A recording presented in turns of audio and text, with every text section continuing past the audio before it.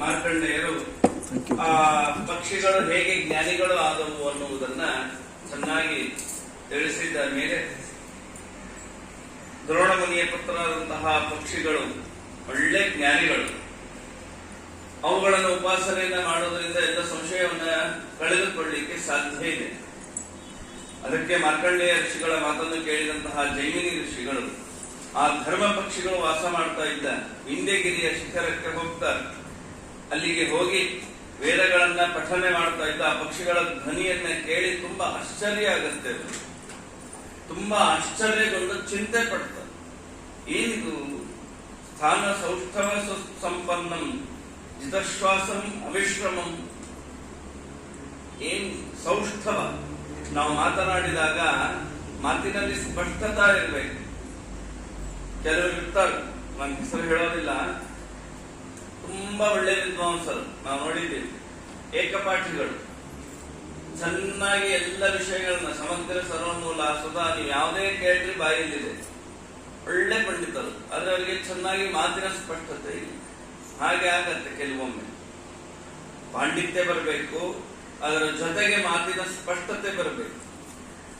ಧರ್ಮ ಪಕ್ಷಿಗಳಲ್ಲಿ ಅದಿತ್ತಂದು ಎಷ್ಟು ಸ್ಪಷ್ಟವಾಗಿ ವೇದಗಳನ್ನ ಉಚ್ಚಾರಣೆಯನ್ನ ಮಾಡ್ತಾ ಇವೆ ಆ ಧರ್ಮ ಪಕ್ಷಿಗಳು. ಅದನ್ನು ನೋಡಿ ಬಹಳ ಆಶ್ಚರ್ಯ ಆಗಬೇಕಂತ.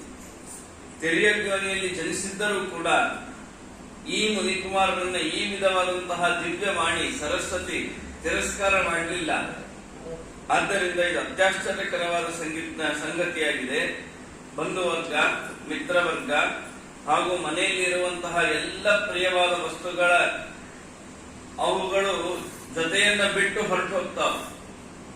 ಆದ್ರೆ ವಿದ್ಯೆ ಮಾತ್ರ ಬಿಡದೆ ಹಿಂಬಾಲಿಸತ್ತೆ. ತಿಳ್ಕೊಳ್ಳಿ, ನಾನು ಸಂಪಾದನೆ ಮಾಡಿದ ಮನೆ, ಗಳಿಸಿದ ಸಂಪತ್ತು, ಬಂಧುಗಳು, ಮಿತ್ರರು ಎಲ್ಲರೂ ನಮ್ಮನ್ನು ಬಿಟ್ಟು ಹೋಗ್ಬೋದು. ಆದ್ರೆ ನಾನು ಕಲಿತ ವಿದ್ಯೆ ನನ್ನನ್ನು ಬಿಟ್ಟು ಹೋಗೋದಿಲ್ಲ.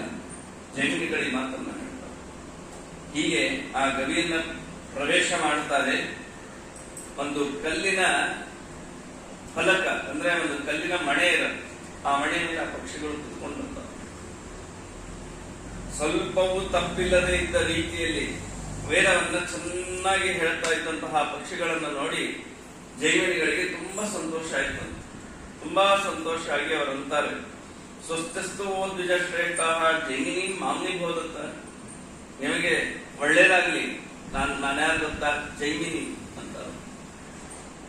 ಒಂದು ನಾವಿಲ್ಲಿ ಅರ್ಥ ಮಾಡ್ಕೋಬೇಕಾಗಿದೆ, ನಮಗೆ ಒಳ್ಳೆ ವಿಷಯಗಳನ್ನ ಕಲಿಬೇಕು ಅನ್ನುವ ಅಭಿರುಚಿ ಹುಟ್ಟಬೇಕು ಮೊದಲು. ಆ ಒಳ್ಳೆ ವಿಷಯಗಳು ನಡೀತಾ ಇದ್ದ ಸ್ಥಳ ಯಾವುದೇ ಇರಲಿ, ಅಲ್ಲಿ ಹೋಗಿ ಅದನ್ನು ಕೇಳಬೇಕು. ನೋಡ್ರಿ, ಜೈಮಿನಿಗಳು ಮೊದಲು ಮಾರ್ಕಂಡೇಯರ ಹತ್ರ ಹೋದ್ರು. ಮಾರ್ಕಂಡೇಯರು ವಿಂಧ್ಯಗಿರಿಯ ಶಿಖರದ ಒಳಗೆ ಇರುವ ಒಂದು ಗುಹಾ, ಆ ಗುಹೆಯಲ್ಲಿರುವ ಈ ಪಕ್ಷಿಗಳನ್ನ ನೀನು ಭೇಟಿಯಾಗಿ ಉತ್ತರ ಸಿಗತ್ತೆ ಅಂದ್ರು. ಬೇಸರ ಇಲ್ಲದೆ ಮಾರ್ಕಂಡೇಯರ ಆಶ್ರಮದಿಂದ ವಿಂಧ್ಯ ಪರ್ವತವನ್ನ ಪೂರ್ತಿ ಹತ್ತಿ ಅದರ ಮೇಲೆ ಇರುವಂತಹ ಒಂದು ಗುಹೆ, ಆ ಗುಹೆಯ ಒಳಗಿರುವ ಪಕ್ಷಿಗಳನ್ನ ಅವರು ತಮ್ಮ ಪ್ರಶ್ನೆಗೆ ಉತ್ತರವನ್ನು ಹುಡುಕಿಕೊಳ್ಳುವುದಕ್ಕೆ ಬಂದಿದ್ದಾರೆ. ಇದಕ್ಕೇನಂತಾರೆ ಅಂದ್ರೆ ವಿದ್ಯೆಯ ಹಸಿವು ಅಂತ. ನಮಗೆ ಹಸಿವಾದ್ರೆ ತಿನ್ನುವ ಆಹಾರವನ್ನ ಹೆಂಗ್ ಹುಡುಕೊಂಡು ಹೋಗ್ತೇವೆ, ಹಾಗೆ ಇದಕ್ಕೆ ಹಸಿವೆ ಆಗಬೇಕು. ಅಂದ್ರೆ ಎಷ್ಟೇ ದೂರ ಇರಲಿ ಆಹಾರ ಹುಡುಕೊಂಡು ಹೋಗ್ತೇವೆ. ನೀವೆಲ್ಲ ಈ ಬಿಸಿಲಲ್ಲಿ ಬಂದದ್ದು ನೋಡಿದ್ರೆ ನಿಮ್ಗೆಲ್ಲ ವಿದ್ಯೆ ಹಸಿವಿದೆ ಅಂತ ಅನ್ಸುತ್ತೆ, ಪುರಾಣದ ಹಸಿವು.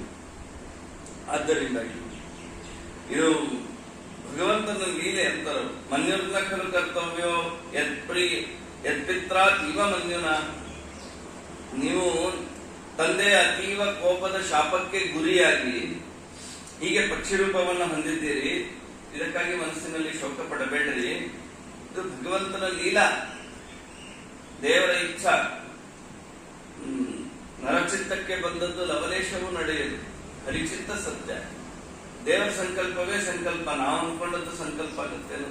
ಆಗೋದಿಲ್ಲ. ಆದ್ದರಿಂದಾಗಿ ಸಮೃದ್ಧಿಯಾದ ಐಶ್ವರ್ಯವುಳ್ಳಂತಹ ವಂಶದಲ್ಲಿ ಜನಿಸಿದ್ರು. ಹಿಂದೆ ನೀವು ಜನಿಸಿದ್ರಿ.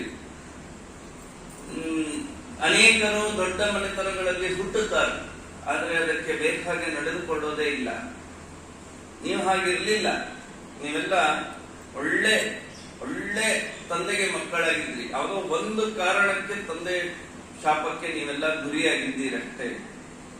ಅದ್ಯನ ಸಫಲಂ ಜನ್ಮ ಜೀವಿತಂತ ಸುಜಿಷ್ಯತಂ ಯತ್ಪಶ್ಯಾಮ ಸುರೈರ್ವಂದ್ಯಂ ತವ ಪಾದಾಬ್ಜ ವಂದನಂ. ಇವತ್ತಿನ ನಮ್ಮ ಜನ್ಮ ಸಾರ್ಥಕ ಆಯಿತು ಅಂತ ನಿಮ್ಮಂತಹ ಪಕ್ಷಿಗಳನ್ನ ನಾನು ನೋಡಿದೆ. ಹೀಗೆ ಆ ಪಕ್ಷಿಗಳು ಜೈನಿಗಳನ್ನ ನೋಡಿ ಅವು ಅಂತ ನಾವೇನು ಪಿತೃಶಾಪಕ್ಕೆ ಗುರಿಯಾಗಿದ್ವಿ ಅದೆಲ್ಲ ಇವತ್ತು ನಾಶ ಆಯಿತು. ಯಾಕೆಂದ್ರೆ ನಿಮ್ಮಂತಹ ಮುನಿಗಳನ್ನ ನಾವು ನೋಡಿದ್ದೀವಲ್ಲ. ಹೀಗಾಗಿ ನಿಮ್ಮಂತಹ ಸೌಮ್ಯ ದರ್ಶನ ಎಂಬಂತಹ ಜಲದಿಂದ ನಮ್ಮ ಹಿಂದಿನ ಪಾಪಗಳೆಲ್ಲ ಶಾಂತ ಆಗಿ ಹೋಗಿದೆ. ಆದ್ದರಿಂದ ನೀವು ವಿಶೇಷವಾಗಿ ನಮಗೆ ಅನುಗ್ರಹವನ್ನ ಮಾಡಬೇಕು ಅಂತ ಜೈಮಿನಿ ಪಕ್ಷಿಗಳು ಕೇಳಿದಾಗ ಇವರಂತಾರೆ, ಹೀಗಿದೆ, ನಾನು ಒಂದು ದೊಡ್ಡ ಪ್ರಶ್ನೆ ಇದೆ, ಆ ಪ್ರಶ್ನೆಯನ್ನ ಹುಡುಕಿಕೊಂಡು ನಿಮ್ಮ ಹತ್ರ ಬಂದಿದ್ದೀನಿ.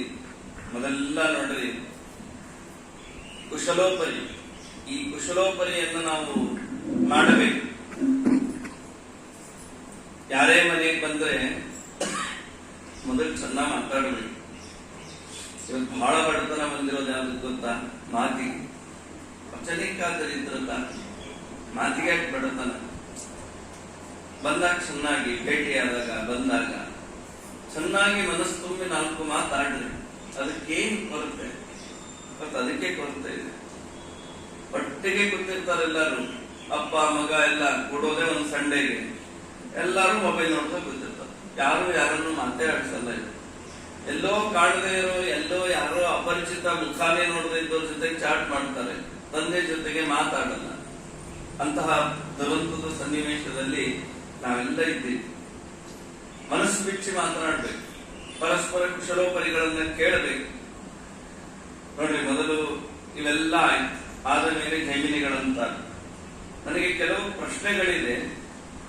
ಮಾರ್ಕಂಡೇಯರು ನಿಮ್ಮನ್ನು ಸೂಚಿಸಿದ್ದಾರೆ. ಆ ಪ್ರಶ್ನೆಗಳಿಗೆ ಉತ್ತರ ಕೊಡಬೇಕು. ಏನ್ ಪ್ರಶ್ನೆ? ಕಸ್ಮಾನ್ ಮನುಷ್ಯತಾಂ ಪ್ರಾಪ್ತೋ ನಿರ್ಗುಣೋಪಿ ಜನಾರ್ದನ. ನಿರ್ಗುಣನಾದ ಪರಮಾತ್ಮ ಯಾಕೆ ಮನುಷ್ಯ ರೂಪವನ್ನ ತಾಳಿದ? ಅದನ್ನ ಹೇಳಬೇಕು. ಪಾಂಡುಪುತ್ರರು, ಪಾಂಡವರಿಗೆ ಏಕಾಚ ದೃಪದಾತ್ಮಜ, ಒಬ್ಬಳೇ ದೃಪದನ ಮಗಳು ಯಾಕೆ ಹೆಂಡತಿ ಆದರು? ಇದು ನನಗೆ ಬಹಳ ದೊಡ್ಡ ಸಂಶಯ. ಬ್ರಹ್ಮಹತ್ಯ ಪಾಪದಿಂದ ಬಲದೇವ ತೀರ್ಥಯಾತ್ರಾ ಪ್ರಸಂಗವನ್ನ ಮಾಡುವಂತಹ ಅನಿವಾರ್ಯತೆ ಬಂತು. ಇದು ಯಾಕೆ? ಕಥಂತ ದ್ರೌಪದೇಯಾಸ್ತೆ ಅಕೃತದಾರ ಮಹಾರ್ಥ. ಪಾಂಡವರ ಮಕ್ಕಳಾಗಿಯೂ ಹುಟ್ಟಿ ಏನೂ ಆಯುಷ್ಯವಿಲ್ಲದೆ ಹುಟ್ಟಿ ಮರಣ ಹೊಂದಿಬಿಟ್ಟರು ಕೆಲವೇ ದಿನಗಳಲ್ಲಿ. ಪಾಂಡುನಾಥ ಮಹಾತ್ಮನೋ ಅಧಮಾಪುರನಾಥವತ, ಅನಾಥರಂತೆ ಸತ್ತೋಗ್ಬಿಟ್ರು. ಇವುಗಳಿಗೆ ನನಗೆ ಉತ್ತರವನ್ನು ಹೇಳಬೇಕು ಅಂತ ಹೇಳಿದಾಗ ಆ ಜೈಮಿನಿ ಋಷಿಗಳ ಈ ಸಂಶಯಗಳಿಗೆ ಉತ್ತರವನ್ನ ಕೊಡ್ತಾ ಇರುವಂತಹ 4 ಪಕ್ಷಿಗಳು ಆ ಉತ್ತರವನ್ನು ಪ್ರಾರಂಭ ಮಾಡಿದ್ರು. ನೋಡಿ, ನಾವು ಮಂಗಳ ಮಾಡ್ತಾ ಇದ್ವಿ, ಅವಾಗ ಈಗ ಪ್ರಾರಂಭ ಮಾಡ್ತಾ ಇದ್ವಿ. ಏನ್ ಅದ್ಭುತವಾದ ಆ ಪ್ರಾರಂಭ ಹೇಗಿತ್ತು! ಬನ್ನಿ, ಇಷ್ಟು ವರ್ಷ ಸಾಧನೆ ಮಾಡಿದ್ದರೆ ತಂದ್ಕೊಂಡಿದ್ದೆ ಈ ವಿಂಧ್ಯಗಿರಿಯ ಶಿಖರದಲ್ಲಿ ಕೂತ್ಕೊಂಡು ನಾನು ಹೇಳ್ತೇನೆ ಎಲ್ಲ ಗೊತ್ತು ನನಗೆ ಅಂತಲ್ಲಿಲ್ಲ. ನಮ್ಗೇನಾದ್ರೂ ಗೊತ್ತಿದ್ರೆ ವಿಷಯ ನೀವು ಬನ್ನಿ, ನಾನು ಹೇಳ್ತೀನಲ್ಲ, ನನಗೆ ಗೊತ್ತಿದೆ, ನಾನೆಲ್ಲ ಹೇಳ್ತೇನೆ. ಎಷ್ಟೋ ಸರ್ ನಾವು ಹೀಗೆ ಮಾತಾಡ್ತೇವೆ, ಎಲ್ಲ ಗೊತ್ತಿದೆ. ಉಪನಿಷತ್ತು ಹೇಳುತ್ತೆ ಎಲ್ಲ ಗೊತ್ತಿದೆ ಅಂತ ಯಾರು ತಿಳ್ಕೊಂಡಿದ್ದಾರೆ? ಏನೂ ಗೊತ್ತಿಲ್ಲ, ಏನೂ ಗೊತ್ತಿಲ್ಲ ಪರಮಾತ್ಮನ ವಿಷಯದಲ್ಲಿ. ಹೀಗೆ ದೇವರ ಬಗ್ಗೆ ನಂಗೆ ಎಲ್ಲ ಗೊತ್ತು, ದೇವರ ಬಗ್ಗೆ ನಂಗೆ ಎಲ್ಲ ಗೊತ್ತು, ನಾನು ಬೇಕಾದಷ್ಟು ಓದಿದ್ದೀನಿ, ಬೇಕಾದಷ್ಟು ಕೇಳ್ಬಿಟ್ಟಿದ್ದೀನಿ, ನಂಗೆಲ್ಲ ಗೊತ್ತು ದೇವರ ಬಗ್ಗೆ ಅಂತ ಯಾರು ಮಾತಾಡ್ತಾರೆ? ಅವರಿಗೆ ದೇವರ ಬಗ್ಗೆ ಏನೂ ಗೊತ್ತಿಲ್ಲ. ದೇವರನ್ನ ನಾನು ಏನೂ ತಿಳಿದಿಲ್ಲ, ನಂಗೆ ಏನೂ ದೇವರು ಗೊತ್ತಿಲ್ಲ ಅಂತ ಯಾರು ತಿಳ್ಕೊಂಡಿದ್ದಾರೆ? ಅವರು ದೇವರನ್ನ ಸ್ವಲ್ಪ ತಿಳ್ಕೊಂಡಿದ್ದಾರೆ. ಯಾಕೆಂದ್ರೆ ದೇವರನ್ನ ಪೂರ್ತಿಯಾಗಿ ಲಕ್ಷ್ಮೀದೇವಿನೇ ತಿಳಿಲಿಕ್ಕಾಗಿಲ್ಲ. ನಾವೆಲ್ಲ ಎಲ್ಲಿ ಗುರು ಮಾನವರು, ನರಮಾಪಿ ಪದಾಂಗುಲಿ ರಸನ್ ನಖದು ರಾಜದನಂತ ಸದ್ಗುಣ ಗಣಯೇನ್ ಗಣಯಂತ ಅನಾರತಂ. ಸುಮಧುರದಲ್ಲಿ ಹೇಳ್ತಾರೆ ನಾರಾಯಣ ಪಂಡಿತಾಚಾರ್ಯರು, ಅನಾದಿ ಕಾಲದಿಂದ ನಿತ್ಯ ಮುಕ್ತಳಾದ ಲಕ್ಷ್ಮೀದೇವಿ ಎಡಬಿಡದೆ ಅನಾರತಂ, ಒಂದು ಕ್ಷಣ ಟೈಮ್ ವೇಸ್ಟ್ ಮಾಡದೆ ಪರಮಾತ್ಮನ ಗುಣಗಳನ್ನ ನಿರಂತರ ಉಪಾಸನೆ ಮಾಡ್ತಾ ಇದ್ದಾರೆ. ಎಲ್ಲಿದ್ದಾಳೆ ಈ ಲಕ್ಷ್ಮೀದೇವಿ? ಈಗೂ ಎಣಿಸ್ತಾ ಇದ್ದಾಳೆ. ಈಗ ಎಲ್ಲಿಗಿದ್ದಾಳವಳು ಅಂದ್ರೆ ಭಗವಂತನ ಎಡಗಾಲಿನ ಕೆರೆಬೆರಳಿನ ಉಗುರಿನ ಧೂಳಿಯ ಕಣದಲ್ಲಿರುವ ಗುಣಗಳನ್ನ ಇನ್ನೂ ಅವಳಿಗೆ ಪೂರ್ಣ ಎಣಿಸ್ಲಿಕ್ಕಾಗಿಲ್ಲ. ನರಮಾಪಿ ಪದಾಂಗುಲೀಲಸನ್ ನಖ ದೂರಾಜದನಂತ ಸದ್ಗುಣ. ಏನ್ ನಾವೆಲ್ಲ ದೇವರ ಬಗ್ಗೆ ತಿಳಿಲಿಕ್ಕೆ ಸಾಧ್ಯ ಇದೆ? ಯಾವಾಗೋ ಟೈಮ್ ಸಿಕ್ಕಾಗ 10 ನಿಮಿಷ ಕೇಳಿರ್ತೀವಿ ದೇವರ ಬಗ್ಗೆ, ನಾನೆಲ್ಲ ತಿಳ್ಕೊಂಡೆ ಅಂತ ಮಾತನಾಡ್ತೇವೆ. ಆ ಪಕ್ಷಿಗಳಂತಾವೆ ಶುರು ಮಾಡುವುದೇ ಹೇಗೆ ಶುರು ಮಾಡಿದ್ವಿ? ನಮಸ್ಕೃತ್ಯ ಸುರೇಶಾಯ ವಿಷ್ಣವೇ ಪ್ರಭ ವಿಷ್ಣವೇ ಪುರುಷಾಯ ಪ್ರಮೇಯಾಯ ಶಾಶ್ವತಾಯ ಅವ್ಯಯಾಯ ಚ. ಮೊದಲಿಗೆ ನೀವು ಕೇಳಿದ ಪ್ರಶ್ನೆಗೆ ಉತ್ತರ ಹೇಳುವಾಗ ನಾನು ಪರಮಾತ್ಮನಿಗೆ ನಮಸ್ಕಾರವನ್ನ ಮಾಡ್ತೇನೆ. ಆ ಪರಮಾತ್ಮನ ಅನುಗ್ರಹದಿಂದ ನಾನು ಹೇಳಲಿಕ್ಕೆ ಸಾಧ್ಯ. ಯಸ್ಮಾತ್ ಅನುತರಂ ನಾಸ್ತಿ ಯಸ್ಮಾತ್ ನಾಸ್ತಿ ಬೃಹತ್ತರಂ. ಯಾವ ಪರಮಾತ್ಮನಿಗಿಂತಲೂ ತುಂಬಾ ಚಿಕ್ಕದಾದದ್ದು ಜಗತ್ತಿನಲ್ಲಿ ಇಲ್ಲ, ಯಾವ ಪರಮಾತ್ಮನಿಗಿಂತಲೂ ದೊಡ್ಡದಾದದ್ದು ಜಗತ್ತಿನಲ್ಲಿ ಇಲ್ಲ. ಅಂತಹ ಪರಮಾತ್ಮನಿಗೆ ವರಿಷ್ಠನಾದ ಗರಿಷ್ಠನಾದ ಆ ಪರಮಾತ್ಮ, ಅವನಿಂದಲೇ ಇಡೀ ಜಗತ್ತು ವ್ಯಾಪ್ತವಾಗಿದೆ. ಅಂತಹ ಪರಮಾತ್ಮನಿಗೆ ನಮಸ್ಕಾರವನ್ನ ಮಾಡ್ತೀನಿ ಅಂತ ಮೊದಲು ಮಂಗಲಾಚರಣೆ, ನಮಸ್ಕಾರದ ಮಂಗಲಾಚರಣೆಯನ್ನ ಮಾಡಿ ಆಮೇಲೆ ಈ ಎಲ್ಲ ಪರಮಾತ್ಮನ ವಿಷಯಕವಾದ ಚಿಂತನೆಯನ್ನ ಮಾಡುತ್ತಾ ಉತ್ತರವನ್ನ ಪ್ರಾರಂಭ ಮಾಡ್ತಾರೆ. ಯದಾ ಯದಾ ಹಿ ಧರ್ಮಸ್ಯ ಗ್ಲಾನಿರ್ಭವತಿ ಜೈಮಿನೇ. ಗೀತೆಯಲ್ಲಿ ಸಾಧ್ಯ ಮಾತು ಬರುತ್ತೆ, ಅಲ್ಲಿ ಭಾರತ ಅಂತ, ಇಲ್ಲಿ ಜೈಮಿನೇ. ಅಭ್ಯುತ್ಥಾನ ಧರ್ಮಸ್ಯ ತದಾತ್ಮಾನಂ ಸೃಜತ್ಯಸೋ. ಯಾವಾಗ ಧರ್ಮಕ್ಕೆ ಲೋಪ ಉಂಟಾಗಿ ಅಧರ್ಮಕ್ಕೆ ಪ್ರಾಬಲ್ಯ ದೊರೆಯುತ್ತೆ, ಆಗಾಗ ಪರಮಾತ್ಮ ತಾನು ಪ್ರಜಾಪಾಲನೆಯಲ್ಲಿ ರತನಾಗಿ ತಾನು ಅವತಾರವನ್ನ ಮಾಡ್ತಾನೆ. ಹಿಂದೆ ನಾರಾಯಣನ ಈ ಮೂರ್ತಿಯು ವರಾಹ ರೂಪವನ್ನ ಧರಿಸಿ ಮುಖದಿಂದ ಜಲವನ್ನ ಭೇದನೆಯನ್ನ ಮಾಡುತ್ತಾ ಆ ಭೂಮಿಯನ್ನ ಒಂದೇ ಕೋರೆ ಹಲ್ಲಿನ ತುದಿಗೆ ತಾನು ಎತ್ತಿಕೊಂಡು ಮೇಲೆ ಬಂದಿದ್ದಾನೆ. ಸಮಗ್ರ ಭೂಮಂಡಲ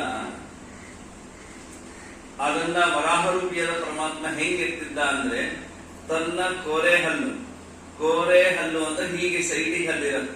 ನಮ್ದೆಲ್ಲ ಹೀಗಿದೆಲ್ಲ, ಹಿಂಗಲ್ಲ, ಹೀಗೆ ಉದ್ದಕ್ಕಿರುವ ಹಲ್ಲು ಮುಂದೆ ಚೂಪಾಗತ್ತದು, ಶಾರ್ಪ್ ಆಗತ್ತೆ. ಅದರ ತುದಿಗೆ ಒಂದು ಸಾಸಿವೆ ಕಾಳಿನಂತೆ ಸಮಗ್ರ ಭೂಮಂಡಲವನ್ನು ವರಾಹರೂಪಿಯಾದ ಪರಮಾತ್ಮ ಧಾರಣೆ ಮಾಡಿದ್ದ. ದೇವರ ಸಾಮರ್ಥ್ಯ ನೋಡ್ರಿ ಹೇಗಿದೆ. ಈ ಮಾತು ಬಂದದ್ದಕ್ಕೆ ಹೇಳ್ತೀನಿ. ಒಂದು ಕಡೆಗೆ ದಾಸರು ಒಂದು ಮಾತು ಹೇಳ್ತಾರೆ, ನನಗೆ ದೇವರಲ್ಲಿ ಭಕ್ತಿ ಬರಬೇಕು. ಎಷ್ಟು ಕಾಲ ಭಕ್ತಿ ಕೊಂಡು ಸಾಕು? ಆಕಳಿನ ಕೋಡಿಗೆ, ಕೋಡಂದ್ರೆ ಶೃಂಗ, ಆಕಳಿನ ಕೋಡಿನ ತುದಿಯಲ್ಲಿ ಒಂದು ಸಾಸಿವೆ ಕಾಳು ಎಷ್ಟೊತ್ತು ನಿಲ್ಲತ್ತೋ ಅಷ್ಟೊತ್ತಾದ್ರೂ ದೇವರಲ್ಲಿ ಭಕ್ತಿ ಬರಲಿ ಅಂತ. ಅಷ್ಟು ಕಡಿಮೆ ಭಕ್ತಿ ಅಂತ ನಮ್ಗೆ ಭಕ್ತಿ ಬರೋದೇ ಇಲ್ಲ. ಅಂದ್ರೆ ಪ್ಯೂರಿಟಿ, ಶುದ್ಧವಾದ ಭಕ್ತಿ. ಶುದ್ಧ ಭಕ್ತಿ ಬರುತ್ತೆ, ಶುದ್ಧಿ ಇರೋದಿಲ್ಲ. ಶುದ್ಧವಾದ ಭಕ್ತಿ ಆಕಳ ಕೋಳಿನ ತುದಿಗೆ ಸಾಸಿವೆ ಕಾಳು ನಿಲ್ಲಿಸಿದ್ರೆ, ಸಾಸಿವೆ ಕಾಳು ಜರಿಯೋದು ಸಾಸಿವೆ ಕಾಳಿನ ಸ್ವಭಾವ, ಬಿದ್ದೋಗ್ಬಿಡತ್ತೆ. ಅದು ಎಷ್ಟು ಬಹಳ ಚಿಕ್ಕ ಟೈಮ್, 1 ಸೆಕೆಂಡ್ ಅಲ್ಲ, 0.1 ಅಷ್ಟಾದ ದೇವರಲ್ಲಿ ಭಕ್ತಿ ಕೊಡೋದು ನನಗೆ ಅಂತ ದಾಸರು ಬೇಡ. ಹೀಗಾಗಿ ವರಾಹದೇವರು ಅಷ್ಟು ತುದಿಗೆ ಇಡೀ ಭೂಮಂಡಲವನ್ನು ಹಾಗೆ ನಿಲ್ಲಿಸಿಕೊಂಡಿದ್ದರು. ಎಂಥದ್ದು ವರಾಹದೇವರ ಮನೆಯಲ್ಲೇ ಒಂದು ಮೆಸೇಜ್ ಹೋಗ್ತಾ ಇತ್ತು.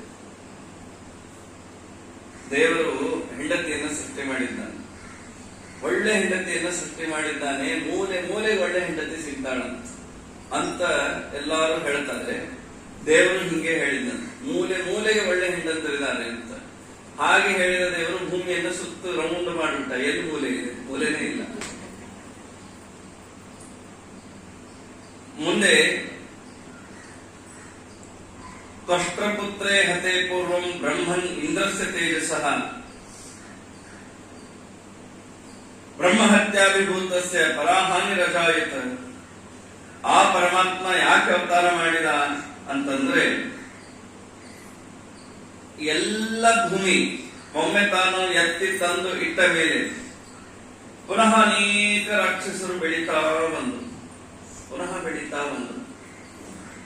ಆ ಎಲ್ಲ ರಾಕ್ಷಸರು ಬೆಳೆದು ಏನಾಯ್ತು ಅಂತಂದ್ರೆ ಭೂಮಿಗೆ ಭಾರ ಆಗ್ಲಿಕ್ಕೆ ಆರಂಭ ಆಯ್ತು. ಮಹಾರಾಜರು ಬಹಳ ಚೆನ್ನಾಗಿ ಹೇಳ್ತಾರೆ ಪುಣೀಚ ವಿಜಯದಲ್ಲಿ. ಯಾವುದು ಭೂಮಿಗೆ ಭಾರ? ಸಂಖ್ಯಾ ಭೂಮಿಗೆ ಭಾರ ಅಲ್ಲ. ಇವತ್ತು ಜಗತ್ತಿನ ಅತ್ಯಂತ ಹೆಚ್ಚು ಜನಸಂಖ್ಯೆಯನ್ನು ಹೊಂದಿರುವಂತಹ ರಾಷ್ಟ್ರ ನಮ್ಮ ರಾಷ್ಟ್ರ. ಏನೋ ನಾವು ಚೀನಾವನ್ನು ಹಿಂದೆ ಹಾಕ್ಬಿಟ್ವಿ ಅಂತ ಮನೆಯಲ್ಲೋ ನಾನು ಓದಿದ ಹಾಗೆ ನೆನಪು. ತಿಳ್ಕೊಳ್ಳಿ, ನಾವು ಇಷ್ಟು ಜನ ಇದ್ದೀವಂತೆ, ಭಾರತಕ್ಕೆ ಜಗತ್ತಿನಲ್ಲಿ ಒಂದು ವಿಶಿಷ್ಟ ಗೌರವ ಇದೆ. ಈ ಸಂಖ್ಯೆ ಎಷ್ಟಿದೆ ಅಂತ ನಾವೆಲ್ಲ ಬರೀ ಒಂದು 5 ಲಕ್ಷ 3 ಲಕ್ಷ ಇರೋ ನಮ್ಗೆ ಏನ್ ಯಾರು ಮಾತು ಕೇಳ್ತಾನೆ ಇರಲಿಲ್ಲ. ಎಲ್ಲಿ ಹೋದ್ರು ನಮ್ಮ ಪ್ರಾಬಲ್ಯ ಇದೆ. ಇವತ್ತು ಜಗತ್ತಿನ ಯಾವ ದೇಶಕ್ಕೆ ಹೋದ್ರು ಭಾರತೀಯರು ಸಿಗುತ್ತಾರೆ. ಈ ಸಂಖ್ಯಾ ಹೆಚ್ಚಾಯಿತು ಅನ್ನೋದು ಭೂಮಿಗೆ ಭಾರ ಅಲ್ಲೇ. ಮತ್ತೆ ಯಾವುದು ಭೂಮಿಗೆ ಭಾರ? ಜನರಲ್ಲಿ ಅಧರ್ಮ ಹೆಚ್ಚಾದ್ರೆ ಅದು ಭೂಮಿಗೆ ಭಾರ ಆಗುತ್ತೆ. ಯಾಕೆ? ವಾದರಾಜರಂತ ಪತಿವ್ರತಾನಾಂ ಅಪರಕ್ವಭಾರಃ, ಪತಿವ್ರತ ಸ್ತ್ರೀಯರಿಗೆ ತಮ್ಮ ಗಂಡನ ನಿಂದನೆಯನ್ನು ಕೇಳುವುದಕ್ಕಿಂತ ಭಾರವಾದದ್ದು ಯಾವುದಿದೆ ಜಗತ್ತಿನ? ಎಲ್ಲಿ ಅಧರ್ಮ ಇದೆ, ಎಲ್ಲಿ ನಾಸ್ತಿಕ್ಯ ಭಾವ ಇದೆ ಅಂದ್ರೆ ಏನು? ಅವ್ರೇನ್ ಮಾಡ್ತಾರೆ? ದೇವರನ್ನ ನಿಂದನೆ ಮಾಡ್ತಾರೆ, ಧರ್ಮವನ್ನ ನಿಂದನೆ ಮಾಡ್ತಾರೆ, ಪರಮಾತ್ಮನನ್ನ ಬೈತಾರೆ. ಇದು ಭೂದೇವಿ ಭಾರ ಆಗತ್ತ. ನಾವು ಭಾರ ಅಲ್ಲ, ನಾನಿರೋ ತೂಕ ಭೂಮಿ ಭಾರ ಅಲ್ಲ, ನನ್ನಲ್ಲಿ ಇರುವ ನಾಸ್ತಿಕ್ಯ, ನನ್ನಲ್ಲಿ ಇರುವ ಅಧರ್ಮ, ಇದು ಭೂಮಿಗೆ ಭಾರ. ಯಾಕಂದ್ರೆ ಪತಿವ್ರತ ಸ್ತ್ರೀಯರಿಗೆ ತಮ್ಮ ಗಂಡನ ನಿಂದನೆಯನ್ನು ಕೇಳೋದಕ್ಕಿಂತ ಭಾರವಾದದ್ದು ಏನೂ ಇಲ್ಲ. ಹೇಗಿದೆ ವಾದರಾಜರ ಮಾತು? ನೀವು ಕೇಳ್ರಿ, ಯಾರಿಗಾದ್ರೂ ಸುಮ್ಮನೆ ಅದ್ಯಾಕೆ ನಿಮ್ಮ ಮನೆಯವ್ರು ಯಾವಾಗ್ಲೂ ಹಾಗಿರ್ತಾರೆ, ಸುಮ್ಮನೆ ಒಂದ್ ಮಾತು ಅಂದು ನೋಡ್ರಿ, ಅಯ್ಯೋ ಏನ್ ಕೇಳ್ತೀರಿ, 30 ವರ್ಷ ಆಯ್ತು ಅವ್ರು ಕಟ್ಕೊಂಡು, ಇವ್ರು ಒಂದು ಮಾತು ಅಂದದ್ದಕ್ಕೆ ಅವರು ಇಡೀ ಅವ್ರ ಜನ್ಮ ಚಾಲಾಡಿ ಬೈದು ಬಿಟ್ಟಿರ್ತಾರೆ. ಇನ್ನೊಬ್ರು ಬೈದದ್ದೇ ಕೇಳಬಾರದು ಅಂತ ಇದೆ, ಇವರೇ ಕುತ್ಕೊಂಡು ಬೈದು ಬಿಟ್ಟಾರೆ. ಹೀಗಾಗಿ ಪತಿವ್ರತ ನಾಮ ಪ್ರತ್ಯವಾರ ಭೂದೇವಿಗೆ ಅದನ್ನು ಸಹನೆ ಮಾಡ್ಲಿಕ್ಕಾಗ್ಲಿಲ್ಲ. ಗೋರೂಪವನ್ನ ಧಾರಣೆಯನ್ನ ಮಾಡಿ ಬ್ರಹ್ಮದೇವರನ್ನ ಮುಂದೆ ಮಾಡಿಕೊಂಡು ಪರಮಾತ್ಮನಲ್ಲಿ ಪ್ರಾರ್ಥನೆ ಮಾಡಿದಾಗ ಪರಮಾತ್ಮ ತಾನೇ ನಾನು ಬರ್ತೇನೆ, ಪರಿವಾರ ಸಹಿತವಾಗಿ ನಾನು ಬರ್ತೇನೆ ಅಂತ ಎಲ್ಲ ದೇವತೆಗಳನ್ನ ಯಾದವರಾಗಿ ಅವತಾರ ಮಾಡಲಿಕ್ಕೆ ಆದೇಶ ಮಾಡಿದ. ಹೆಂಡತಿಯನ್ನೇ ತಂಗಿಯಾಗು ಅಂತ, ಆಮೇಲೆ ಹಾಸಿಗೆಯನ್ನೇ ಅಣ್ಣ ಆಗು ಅಂತ ಹೇಳಿದ. ಎಂಥ ಹಾಸಿಗೆ? ಪರಮಾತ್ಮನ ಹಾಸಿಗೆ. ಶೇಷದೇವರು ದಾಸರಂತಾರೆ, ಪುರಂದರದಾಸರು, ಬಡಿಗ ಮುಟ್ಟದ ಹಾಸಿಗೆ ದೇವರು. ಎಂಥ ಮಂಚ ದೇವರದ್ದು, ಬಡಿಗ ಮುಟ್ಟದ ಮಂಚ. ಬಡಿಗ ಅಂದ್ರೆ ಕಾರ್ಪೆಂಟರ್, ಕಾರ್ಪೆಂಟರ್ ಮುಟ್ಟದೇ ಇರೋ ಮಂಚ ದೇವರ ಮಂಚ. ಯಾವುದಿದೆ ಅಂದ್ರೆ ನಮ್ಗೆ ನಿದ್ದೆ ಬರಲ್ಲ, ಅಂತದ್ರ ಮೇಲೆ ಮಲಗಿದ್ದಾನು. ನೋಡ್ರಿ ಎಂಥ ಸಾಮರ್ಥ್ಯ. ನೀವೆಲ್ಲ ಪುರಾಣ ಕೂತೀರಿ, ಇದೆಲ್ಲ ಈ ಒಂದು ಹಾವು ನೋಡದೆ ನೀವ್ಯಾರು ಕೊಡ್ತೀರಾ? ಯಾರು ಕೊಡಲ್ಲ. ಅದ್ರ ಮೇಲೆ ದೇವರು ಮಲಗಿದ್ದ. ಬಡಿಗೆ ಮುಟ್ಟದ ಮಂಚ. ಅವನಿಗೆ ಅಣ್ಣನಾಗಿ ನೀನು ಅವತಾರ ಮಾಡು ಅಂತ ಹೇಳಿ ತಾನು ಕೊನೆಗೆ ವಸುದೇವ ದೇವಕಿಯರಲ್ಲಿ ಅವತಾರವನ್ನ ಮಾಡಿದ ಅಂತ ಆ ಪಕ್ಷಿಗಳು ಹೇಳಿದ ಮೇಲೆ, ಅದೇ ಬಲರಾಮನಾಗಿ ಅವತಾರ ಮಾಡು ಅಂತ ಹೇಳಿ ತಾನು ಕೃಷ್ಣನಾಗಿ ಅವತಾರ ಮಾಡಿದ ಮೇಲೆ ಆ ಪಕ್ಷಿಗಳು ಹೇಳಿದವು, ಇದೇ ದೇವರು ಅವತಾರ ಮಾಡಲಿಕ್ಕೆ ಕಾರಣ. ನೀನು ಕೇಳಿದ ಮೊದಲನೇ ಪ್ರಶ್ನೆಗೆ ಉತ್ತರ. ಪ್ರಾಯ 2 ಪ್ರಶ್ನೆಗೆ ಮಾತ್ರ ಉತ್ತರ ತಿಳಿಯಲಿಕ್ಕೆ ಸಾಧ್ಯ ಆಗಬಹುದು. ಮುಂದಿನ ಪ್ರಶ್ನೆ, 5 ಮಂದಿ ಪಾಂಡವರಿಗೆ ಧರ್ಮಪತ್ನಿಯಾದಂತಹ ದ್ರೌಪದಿಯಲ್ಲಿ ಏಕಪತ್ನಿತ್ವದ ಸಮರ್ಥನೆ. 2ನೇ ಪ್ರಶ್ನೆ, ಬಹಳ ದೊಡ್ಡ ಪ್ರಶ್ನೆ ಇದು. ಸಮಾಜದಲ್ಲಿ ಇಂತಹ ಒಂದು ಘಟನೆ ಆಗಿನ ಕಾಲಕ್ಕೆ ದುರ್ಲಭ ಆಗಿತ್ತು. ಪಕ್ಷಿಗಳು ಹೇಳ್ತಾವ, ನೋಡು ನೀ ಪ್ರಶ್ನೆ ಕೇಳಿದ್ದೆಲ್ಲ 5 ಜನ ಒಬ್ಬಳನ್ನೇ ಮದುವೆ ಆದರು, ಅದು ಹೇಗೆ? ತ್ವಷ್ಟಪುತ್ರೇ ಹತೆ ಪೂರ್ವಂ ಬ್ರಹ್ಮನ್ ಇಂದ್ರಸ್ಯ ತೇಜಸಃ. ಹಿಂದೆ ತ್ವಷ್ಟೃವಿನ ಮಗನಾದಂತಹ ವಿಶ್ವರೂಪಾಚಾರ್ಯರನ್ನ ಇಂದ್ರ ಟೆಂಪ್ರವರಿಯಾಗಿ ಗುರುತ್ವನ ಸ್ವೀಕಾರವನ್ನ ಮಾಡಿ ಅವನಿಂದ ನಾರಾಯಣ ವರ್ಮವನ್ನ ಉಪದೇಶವನ್ನ ಪಡೆದು ಆಮೇಲೆ ಯಾಗವನ್ನ ಮಾಡಬೇಕಾದ್ರೆ ಆ ವಿಶ್ವರೂಪಾಚಾರ್ಯರು ದೇವತೆಗಳಿಗೆ ಗೊತ್ತಿಲ್ಲದೆ ಇದ್ದ ಹಾಗೆ ಯಾಗದ ಒಂದು ಭಾಗವನ್ನ ದೈತ್ಯರಿಗೆ ಕೊಡ್ತಾ ಇದ್ದ ವಿಷಯವನ್ನ ಕೇಳಿ ವಿಶ್ವರೂಪಾಚಾರ್ಯನ ಕೊಂದು ಬಿಡ್ತಾನೆ. ಬ್ರಹ್ಮಹತ್ಯಾ ದೋಷ, ಗುರುಸ್ಥಾನದಲ್ಲಿರುವ ಬ್ರಹ್ಮಹತ್ಯ. ಜಗತ್ತಿನಲ್ಲಿ ಪಾಪಗಳಲ್ಲಿ 2 ತರಹ ಪಾಪಗಳಿವೆ. ಅಡ್ಜಸ್ಟಬಲ್ ಪಾಪಗಳು ಕೆಲವು ಅಡ್ಜಸ್ಟ್ ಆಗದೇ ಇರುವಂತಹ ಪಾಪಗಳು ಕೆಲವು. ಅಡ್ಜಸ್ಟ್ ಆಗುವ ಪಾಪ ಅಂದ್ರೆ ಏನು? ಕೆಲವು ಪಾಪಗಳಿವೆ, ಅವೇನ್ ಮಾಡ್ತವೆ, ನಮ್ಮಲ್ಲಿರುವ ಪುಣ್ಯದ ಜೊತೆಗೆ ಅಡ್ಜಸ್ಟ್ ಮಾಡ್ಕೋತಾವ. ಸ್ವಲ್ಪ ಸರಿ ನಾವು ಒಂಚೂರು ಕೂಡ್ತೇವೆ. ನೀವು ಲೋಕಲ್ ಟ್ರೈನ್ ಅಲ್ಲೆಲ್ಲ ಹೋಗುವಾಗ ನೋಡ್ಬೇಕು, 3 ಜನ ಕೂಡೋ ಸೀಟಲ್ಲಿ ಸ್ವಲ್ಪ ಸರಿಸಿ 4 ಜನ ಕೂತಿರ್ತಾವ. ಹಾಗೆ ಕೆಲವು ಪಾಪಗಳು ಸ್ವಲ್ಪ ಸರಿಸಿ ಕೂಡ್ತಾವ, ಅಂದ್ರೆ ಆ ಪುಣ್ಯವನ್ನ ಹಾಗೆ ಉಳಿಸಿ ತಾವು ಕೂಡ್ತಾವ. ಕೆಲವು ಪಾಪಗಳಿವೆ, ಬ್ರಹ್ಮಹತ್ಯ, ಗೋಹತ್ಯ ಮೊದಲಾದಂತಹ ಅತ್ಯಂತ ಭಯಾನಕವಾದ ಪಾಪಗಳು ಇದ್ದ ಎಲ್ಲ ಪುಣ್ಯವನ್ನ ಓಡಿಸಿ ತಾವು ಕೂತ್ಕೊಳ್ತಾವ. ಇವೆಲ್ಲ ಪುಣ್ಯವನ್ನ ಪೂರ್ತಿ ಖಾಲಿ ಮಾಡಿ ತಾವು ಬಂದು ಕೂತ್ಕೊಳ್ತಾವ. ಅಂತಹ ಭಯಾನಕವಾದ ಪಾಪಗಳು ಗೋಹತ್ಯಾದಿ, ಬ್ರಹ್ಮಹತ್ಯಾದಿ ಪಾಪಗಳು. ಅದರಲ್ಲಿಯೂ ಗುರುಸ್ಥಾನದಲ್ಲಿರುವಂತಹ ಬ್ರಾಹ್ಮಣ. ಯಾಕೆ ದ್ರೌಪದಿ ಅಶ್ವತ್ಥಾಮಾಚಾರ್ಯನ ಕೊಲ್ಲಬೇಡ ಅಂತಾಳೆ ಭಾಗವತದ ಪ್ರಥಮ ಸ್ಕಂದದಲ್ಲಿ. ಎಂಥ ಮಾತೃ ಹೃದಯ ಹಾಕಿದರು. ಅಶ್ವತ್ಥಾಮಾಚಾರ್ಯರೇ ಕೊಂದು ಬಿಟ್ರಲ್ಲ ಇವರನ್ನ. ಮುಂದೆ ಆ ಪ್ರಶ್ನೆಗೆ ಉತ್ತರ, ಕೊನೆಯ ಪ್ರಶ್ನೆ ಅದೇ ಇದೆ. ದುರ್ಯೋಧನಿಗೆ ಮಾತು ಕೊಟ್ಟಿದ್ದಕ್ಕೆ ಅಶ್ವತ್ಥಾಮಾಚಾರ್ಯರು ಪಾಂಡವರ ಮಕ್ಕಳನ್ನ ಕೊಲ್ತಾರೆ. ರಾತ್ರಿ ಹೊತ್ತು ಶಿಬಿರವನ್ನ ಪ್ರವೇಶ ಮಾಡಿ ಪುಟ್ಟ ಪುಟ್ಟ ಕಂದಮ್ಮಗಳನ್ನ ಕೊಂದು ಬಿಡ್ತಾರೆ. ಮಾರನೇ ದಿನ ಕೃಷ್ಣ, ಭೀಮ ಇಬ್ರು ಹೇಳ್ತಾರೆ. ಆ ಮಕ್ಕಳು ಸತ್ತದ್ದನ್ನು ನೋಡಿ ಅರ್ಜುನನಿಗೆ ಹೇಳ್ತಾರೆ, ಬಿಡಬೇಡ ಅಶ್ವತ್ಥಾಮನನ್ನ, ಕೊಂದು ಬಿಡು ಅಂತ. ಅಶ್ವತ್ಥಾಮಾಚಾರ್ಯನ ಬೆನ್ನತ್ತಿ ಅರ್ಜುನ ಹೋದ. ಅಲ್ಲಿ ಘಟನೆ ನಡೆಯುತ್ತೆ, ಬ್ರಹ್ಮಾಸ್ತ್ರ ಪ್ರಯೋಗ, ಪರಸ್ಪರ, ಆಮೇಲೆ 2 ಉಪಸಂಹಾರ ಮಾಡ್ಕೊಳ್ರಿ ಅಂತ ವೇದವ್ಯಾಸ ದೇವರು ಹೇಳ್ತಾರೆ.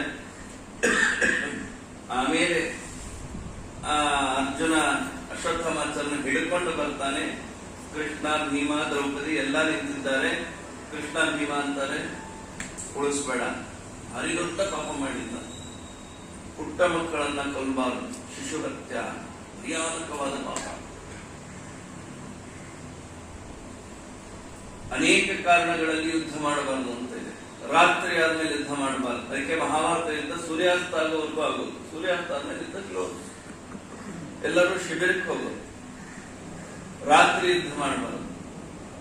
ಊಟ ಮಾಡ್ತಾ ಇದ್ರೆ ಶತ್ರುನೇ ಆಗಿರ್ಲಿ, ಊಟ ಮಾಡುವಾಗ ಅವನನ್ನ ಕೊಲ್ಲಬಾರದು. ಅವನು ತನ್ನ ಸ್ತ್ರೀ ಜೊತೆಗೆ ಸಂಗ ಮಾಡುವಾಗ ಅವನನ್ನ ಕೊಲ್ಲಬಾರದು. ಅವನು ಹಿಂದಿನಿಂದ ಅವನನ್ನ ಕೊಲ್ಲಬಾರದು. ಹಿಂಗೆಲ್ಲ ಕೆಲವು ನಿಯಮಗಳಿವೆ. ಹಾಗೆ ಮಕ್ಕಳನ್ನ ಕೊಲ್ಲಬಾರದು, ಮಲಗಿದಾಗ ಕೊಲ್ಲಬಾರದು. ನೋಡ್ರಿ, ಪುಟ್ಟ ಮಕ್ಕಳು ಮಲ್ಕೊಂಡಿದ್ರು, ಅಶ್ವತ್ಥಾಮಾಚಾರ್ಯ ಕೊಂದು ಬಿಟ್ಟು. ಭಯಂಕರ ಸಿಟ್ಟು ಭೀಮನಿಗೆ, ಕೃಷ್ಣನಿಗೆ. ಕೊಂದು ಬಿಡು ಅಶ್ವತ್ಥಾಮಾಚಾರ್ಯ. ಯಾರು ಅಶ್ವತ್ಥಾಮಾಚಾರ್ಯ? ಗುರುಪುತ್ರ. ಗುರುವದ್ ಗುರುಪುತ್ರಸ್ತು. ಮಹಾಭಾರತದಲ್ಲಿ ಉಮಾಮಂಜು ಸಂವಾದದಲ್ಲಿ ಮಾತು ಬರುತ್ತೆ. ಗುರುಗಳಿಗೆ ನಾವು ಎಷ್ಟು ಗೌರವ ಕೊಡ್ತೇವೋ ಗುರುಪುತ್ರನಿಗೆ ಅಷ್ಟೇ ಗೌರವ ಕೊಡಬೇಕು, ಅಷ್ಟೇ ಗೌರವ ಕೊಡಬೇಕು. ಗುರುವಿನ ಒಂದು ಅಂಶ ಗುರುಪುತ್ರ ಅಂದ ಮೇಲೆ ಗುರುಪುತ್ರನನ್ನ ಕೊಂದು ಬಿಟ್ರೆ ಒಂದೇದು ಬ್ರಹ್ಮಹತ್ಯ, ಇನ್ನೊಂದು ಗುರು ಹತ್ಯೆ ಮಾಡಿದ ಪಾಪನ ಕೊಂದು ಬಿಡುತ್ತೆ. ಬೇಡ ಅಂತ ದ್ರೌಪದಿ. ಅಕಸ್ಮಾತ್ ನೀ ಅಶ್ವತ್ಥಾಮಾಚಾರ್ಯರನ್ನ ಸಾಯಿಸೋದ್ರಿಂದ ಸತ್ತು ಹೋದ ನನ್ನ ಮಕ್ಕಳೇನಾದ್ರೂ ಎದ್ದು ಬರ್ತಾರ ಕೇಳ್ತಾಳೆ ದ್ರೌಪದಿ. ಅಂದ್ರೆ ಆ ಪ್ರಸಂಗದಲ್ಲಿಯೂ ಆಕೆಗೆ ಇರುವಂತಹ ವಿವೇಚನೆ. ಅವರೇನ್ ಎದ್ದು ಬರಲ್ಲ. ಯಾವಾಗಲೂ ದ್ವೇಷ ಮಾಡುವಾಗ ಇದನ್ನೆಲ್ಲ ಯೋಚನೆ ಮಾಡಬೇಕು. ಅದನ್ನೇ ದ್ವೇಷ ಇವೆಲ್ಲ ಮಾಡಲೇಬಾರದು. ಆವೇಶದಲ್ಲಿ ನಿರ್ಧಾರ ತೆಗೆದುಕೊಳ್ಳುವಾಗ ತುಂಬಾ ಯೋಚನೆ ಮಾಡಬೇಕು. ಇದರಿಂದ ಎಷ್ಟು ನಷ್ಟ, ಎಷ್ಟು ಲಾಭ, ಇದರ ವಿವೇಕ ನಮಗಿರಬೇಕು. ಆದ್ರೆ ಆವೇಶದಲ್ಲಿ ವಿವೇಕ ಇರಲ್ಲ. ಹೀಗಾಗಿ ದ್ರೌಪದಿ, ಇಂದ್ರ ತಾನು ವಿಶ್ವರೂಪಾಚಾರ್ಯನ ಕೊಂದು ಬಿಟ್ಟ. ಎಷ್ಟು ದೊಡ್ಡ ಪಾಪ ಅದು, ಬ್ರಹ್ಮಹತ್ಯೆ. ಬ್ರಹ್ಮಹತ್ಯೆಯಿಂದ ಆವರಿಸಲ್ಪಟ್ಟಂತಹ ಇಂದ್ರನ ಎಲ್ಲ ತೇಜಸ್ಸು ಹಾನಿಯಾಯಿತು. ಆಮೇಲೆ ಪಾಪ ಸಂಪರ್ಕದಿಂದ ಇಂದ್ರನನ್ನ ತ್ಯಜಿಸಿದಂತಹ ಐಂದ್ರ ತೇಜಸ್ಸು ಧರ್ಮದೇವನನ್ನ ಪ್ರವೇಶ ಮಾಡಿತು. ಇದರ ಪರಿಣಾಮವಾಗಿ ಇಂದ್ರ ತೇಜೋಹೀನನಾದ. ಆಮೇಲೆ ತ್ವಷ್ಟೃ ಪ್ರಜಾಪತಿಯ ಅವನು ಪುತ್ರನ ಮಧೆಯ ಸಮಾಚಾರವನ್ನ ಕೇಳಿ ಅತ್ಯಂತ ಕೋಪಾವೇಶವುಳ್ಳವನಾಗಿ ತನ್ನ ಶಿರಸ್ಸಿನಿಂದ ಒಂದು ಜಟೆಯನ್ನ ಕಿತ್ತು ಕೈಯಲ್ಲಿ ಹಿಡಿದು ಮಾತಾಡ್ತಾನೆ. ಅದ್ಯ ಪಶ್ಯಂತು ಮೇ ವೀರಂ ತ್ರಯೋ ಲೋಕಾಸ ದೇವತಾಃ ಸಚ ಪಶ್ಯಂತು ದುರ್ಬುದ್ಧಿರ್ ಬ್ರಹ್ಮ ಪಾಕಶಾಸನಃ. ಇವನೇನಿದ್ದಾನಲ್ಲ, ದೇವತೆಗಳಿಂದ ಕೂಡಿರುವಂತಹ 3 ಲೋಕಗಳಲ್ಲಿಯೂ ಅತ್ಯಂತ ಪ್ರಭಾವವನ್ನು ಹೊಂದಿದ ಇಂದ್ರ ನನ್ನ ವೀರ್ಯವನ್ನ ತೋರಿಸ್ತೇನೆ ಅವನ ಮೇಲೆ, ತ್ವಷ್ಟೃ ಅಂತ. ಆ ತ್ವಷ್ಟೃ ಅಂತಾನೆ ಇಂದ್ರನು ನನ್ನ ವೀರ್ಯವನ್ನ ನೋಡ್ಲಿ. ಯಾಕೆ ಅಂದ್ರೆ ಸ್ವಕರ್ಮಾನುಷ್ಠಾನ ಪರನಾಗಿದ್ದಂತಹ ನನ್ನ ಮಗನನ್ನ ಕೊಂದು ಬಿಟ್ಟ. ಎಷ್ಟು ಸ್ವಾರಸ್ಯ ಅಂದ್ರೆ ವಿಶ್ವರೂಪಾಚಾರ್ಯರನ್ನ ಗುರುವನ್ನಾಗಿ ಮಾಡ್ಕೊಳ್ಳಿಕ್ಕೆ ಏನ್ ಕಾರಣ ಇಂದ್ರ ಅಂದ್ರೆ, ಒಮ್ಮೆ ಇಂದ್ರ ತಾನು ತನ್ನ ಸಿಂಹಾಸನದಲ್ಲಿ ಕುಳಿತುಕೊಂಡಾಗ ದೇವತೆಗಳ ಗುರುಗಳಾದಂತಹ ಬೃಹಸ್ಪತ್ಯಾಚಾರ್ಯರು ಇದನ್ನು ಸಭಾಭವನಕ್ಕೆ ಬರ್ತಾರೆ. ಬೃಹಸ್ಪತ್ಯಾಚಾರ್ಯರು ಗುರುಗಳು ಬ್ರಾಹ್ಮಣರು ಅಂದ್ರೆ ಒಂದು ಸಾಮಾನ್ಯ ಧೋತ್ರ ಶಲ್ಯ ಹೊಚ್ಕೊಂಡು ಬಂದಿದ್ರಷ್ಟೇ. ಆ ಬ್ರಾಹ್ಮಣ ಬಂದ ನಾನೇ ಯಾಕೆ ಎದ್ದಿರಬೇಕು ಅಂತ ಇಂದ್ರನಿಗೆ ಅನಿಸ್ಬಿಡಿ. ಹೇಗಿದೆ ಗುರುಗಳು ಬಂದ್ರೆ ಎದ್ದು ನಿಂತು ಗೌರವ ಮಾಡಬೇಕು. ಧರ್ಮಶಾಸ್ತ್ರದಲ್ಲಿ ಒಂದು ಮಾತು ಕೇಳ್ತೇವೆ ನಾವು, ಏಕಾಕ್ಷರ ಪ್ರದಾತಾರಂ ಯೋ ಗುರು ನಾಭಿವಂದತಿ. ಒಂದೇ ಅಕ್ಷರ ಹೇಳಿರಲಿ ಅವನು ಗುರು. ಆಧ್ಯಾತ್ಮಿಕ ವಿದ್ಯೆಯಲ್ಲಿ ವಿಶೇಷವಾಗಿ ಎಲ್ಲಿ ಹೇಳಿದ್ರು ಗುರುಗಳೇ. ಏಕಾಕ್ಷರ ಪ್ರದಾತಾರಂ ಯೋ ಗುರುಂ ನಾಭಿವಂದತಿ ಶ್ವಾನ ಯೋನಿ ಶತಂ ಭೂತ್ವಾ ಚಾಂಡಾಲೇಶ್ವ ವಿಜಾಯತೆ. ಆ ಗುರುಗಳು ಬಂದಾಗ ಎದ್ದು ನಿಂತು ನಮಸ್ಕಾರವನ್ನ ಮಾಡದೇ ಇದ್ದರೆ 100 ಜನ್ಮ ಶ್ವಾನ ಯೋನಿ ಶತಂ ಭೂತ್ವ ನಾಯಿಯ ಜನ್ಮ ಬರುತ್ತೆ. ಶ್ವಾನ ಯೋನಿ ಬರುತ್ತೆ. ಆಮೇಲೆ ಚಂಡಾಲರಾಗಿ ಹುಟ್ಟುತ್ತಾರೆ. ಗುರುಗಳಿಗೆ ಒಮ್ಮೆ ಗೌರವದಿಂದ ಎದ್ದು ನಮಸ್ಕಾರ ಮಾಡಿದೆ. ಬೃಹಸ್ಪತ್ಯಾಚಾರ್ಯ ನೋಡ್ತಾರೆ, ಇಂದ್ರನಿಗೆ ಆ ಪದವಿಯ ಮಗ ಹೋಗ್ಬಿಟ್ರು, ಮಾತಾಡ್ಲಿಲ್ಲ. ಹೋಗ್ಬಿಟ್ರು ಅಂದ್ರೆ ಅಂತರ್ಧಾರ ಆಗ್ಬಿಡ್ತಾರೆ. ಗುರುಗಳ ಬಲ ಹೋಯ್ತು, ದೈತ್ಯರಿಗೆ ಗೊತ್ತಾಯ್ತು, ಆಕ್ರಮಣ ಮಾಡಿಬಿಟ್ರು. ಇಂದ್ರ ಓಡಿ ಹೋದ, ಬ್ರಹ್ಮದೇವರನ್ನ ಬೇಡಿಕೊಂಡ, ಹೇಗಾದ್ರೂ ನನ್ನನ್ನ ಕಾಪಾಡ್ರಿ. ಬ್ರಹ್ಮದೇವರನ್ನು ಗುರುಗಳ ಅಪಕೃಪೆ ಪಾತ್ರ ಆಗಿಬಿಟ್ಟಿದ್ದೆ, ಏನು ಮಾಡ್ಲಿಕ್ಕೆ ಬರಲ್ಲ. ಗುರುಗಳ ಅಪಕೃಪೆಗೆ ಯಾವತ್ತೂ ಪಾತ್ರರಾಗುವ ನೋಡ್ರಿ. ಅಲ್ಲಿ ಬೃಹಸ್ಪತ್ಯಾಚಾರ್ಯರು ಏನೂ ಮಾಡಲಿಲ್ಲ, ನೋಡ್ಲಿಲ್ಲ, ಶಾಪ ಕೊಡ್ಲಿಲ್ಲ, ಬೈಲಿಲ್ಲ, ಏನು ಮಾಡಲಿಲ್ಲ. ಮನಸ್ಸಿನಲ್ಲಿ ಬೇಜಾರು ಮಾಡ್ಕೊಂಡ್ರು ಹೋದ್ರು. ಅಯ್ಯೋ ಯಾಕೆ ಹಿಂಗ್ ಮಾಡ್ದ, ನನ್ನ ಹತ್ರ ವಿದ್ಯೆ ಕಲಿತವನು, ಇಷ್ಟೇ ಅವ್ರ ಮನಸ್ಸಲ್ಲಿ ಬೇಜಾರ. ನಾವು ಅನೇಕ ಬಾರಿ ನಮ್ಮ ಸ್ವಾಮಿಗಳಿಗೆ ಈ ಮಾತು ಹೇಳ್ತಾ ಇದ್ದೆ. ಶಾಂತ ಮೂರ್ತಿಗಳು, ನೀವೆಲ್ಲ ನೋಡಿದ್ದೇನೆ. ಎಷ್ಟೋ ಸಲ ಅವ್ರಿಗೆ ಬೇಜಾರು ಮಾಡಿಬಿಡ್ತೀವಿ, ಗೊತ್ತಾಗ್ಯೋ ಗೊತ್ತಾಗದೇನೋ. ನಮ್ಮ ಸ್ವಾಮಿಗಳಿಗೆ ಹೇಳ್ತಾ ಇರ್ತೀವಿ, ನೀವು ಬೇಜಾರಾದ್ರೆ ಬೈದು ಬಿಡ್ರಿ, ಹೊಡೋದು ಬಿಡ್ರಿ, ಏನು ಮಾಡಲ್ಲ. ಮತ್ತಷ್ಟೇ ಪ್ರೀತಿಯಿಂದ ಮಾತಾಡ್ಸ್ಬಿಡ್ತಾರೆ ಮಾರನೇ ಸಾರಿ. ಆದ್ರೆ ಮನಸ್ಸಲ್ಲಿ ಇವ್ನು ಯಾಕೆ ಹಿಂಗ್ ಮಾಡ್ದ ಅಂತ ಅನಿಸುತ್ತಲ್ಲ, ಆ ಪಾಪ ನಮ್ಮನ್ನ ಬಿಡ, ಅದು ಭಾರಿ ಕೆಟ್ಟದ್ದು. ಅದಕ್ಕೆ ಹೊರಗೆಲ್ಲ ಒಂದೇ ಮನಸ್ಸಿನಲ್ಲಿ ಪ್ರಾರ್ಥನೆ, ಅವ್ರಷ್ಟೊಂದು ಟೈಮು ಇರಲ್ಲ. ನಮ್ಮಿಂದ ಅಪರಾಧ ಆಗಿರುತ್ತೆ, ಸ್ವಾಮಿ ಕ್ಷಮಿಸ್ಬಿಡ್ರಿ. ಗುರುಗಳ ಅವಶ್ಯಕತೆ ಪಾತ್ರ ಆಗ್ಬಿಟ್ರೆ ಏನ್ ಓದಿದ್ರೆ, ಏನ್ ಪಡೆದಿದ್ರೆ, ಏನ್ ಸಂಪಾದನೆ ಮಾಡಿದ್ರೆ ವ್ಯರ್ಥ. ಅವ್ರ ಮನಸ್ಸಿನಲ್ಲಿ ಒಂದು ಸಣ್ಣ ಗೆರೆ ಬರಬಾರ್ದು. ನಮ್ಮ ಬಗ್ಗೆ ಅಸಮಾಧಾನದ ಒಂದು ಸಣ್ಣ ಗೆರೆ ಬರಬಾರ್ದು, ಬಂದ್ರೆ ಜೀವನ ವ್ಯರ್ಥ. ಆದ್ದರಿಂದಾಗಿ ಇಷ್ಟಾದದ್ದಕ್ಕೆ ಬ್ರಹ್ಮದೇವರಂದ್ರು, ಈಗಂತೂ ಬೃಹಸ್ಪತ್ಯಾಚಾರ್ಯ ಸಿಗೋದೇ ಇಲ್ಲ. ನೀನು ಪುನಃ ಸ್ವಲ್ಪ ಶಕ್ತನಾಗಬೇಕಾದ್ರೆ ಟೆಂಪ್ರವರಿಯಾಗಿ ಒಬ್ಬರನ್ನು ಗುರುಗಳನ್ನಾಗಿ ಮಾಡ. ಟೆಂಪ್ರವರಿಯಾಗಿ ಯಾರು ಮಾಡ್ಕೋಬೇಕು? ತ್ವಷ್ಟೃವಿನ ಮಗ ವಿಶ್ವರೂಪಾಚಾರ್ಯ ಮಾಡ್ಕೋ, ಒಳ್ಳೆ ಸಿದ್ಧಿ ಇದೆ. ವಿಶ್ವರೂಪಾಚಾರ್ಯನ ಬಂದು ಕೇಳಿದ್ರೆ, ವಿಶ್ವರೂಪಾಚಾರ್ಯ ನೀವು ನನ್ನ ಗುರುಗಳಾಗಬೇಕು ಇಂದ್ರ ಬಂದು ಆಫರ್ ಕೊಟ್ರೆ ವಿಶ್ವರೂಪಾಚಾರ್ಯ ಬೇಡ ಅಂದ್ರು. ಅಯ್ಯೋ ನಿಮ್ ದೊಡ್ಡವ್ರ ಸವಾಸವೇ ಬೇಡ ಅಂದ್ರು. ದೊಡ್ಡ ಪೋಸ್ಟ್ ಗುರುಗಳು ಆದ್ರೂ ಬೇಡ. ಯಾಕೆಂದ್ರೆ ದೊಡ್ಡವ್ರ ಮುಂದೆ ಕತ್ತೆ ಹಿಂದೆ ಯಾವತ್ತೂ ನಿಲ್ಬಾರ್ದು. ಎರಡು ಒಂದೇ ಕೆಲಸ ಮಾಡುವ. ಕತ್ತೆ ಹಿಂದೆ ನಿಂತ ಏನ್ ಮಾಡುದು? ಕತ್ತೆ ಅದೇ ಬೇಡ ಬೇಡ ಅಂದ್ರು. ಇಲ್ಲ, ಬ್ರಹ್ಮದೇವರು ರೆಕಮೆಂಡ್ ಮಾಡಿದಾರೆ ನಿಮ್ಮ ಹೆಸರು, ತುಂಬಾ ಒತ್ತಾಯ ಮಾಡಿ ಅವ್ರನ್ನ ಗುರುಗಳನ್ನಾಗಿ ಮಾಡಿಕೊಂಡು ಅವ್ರನ್ನ ಕೊಂದು ಬಿಟ್ರೆ ತ್ವಷ್ಟೃ ಬಹಳ ಕೋಪ ಬಂತು.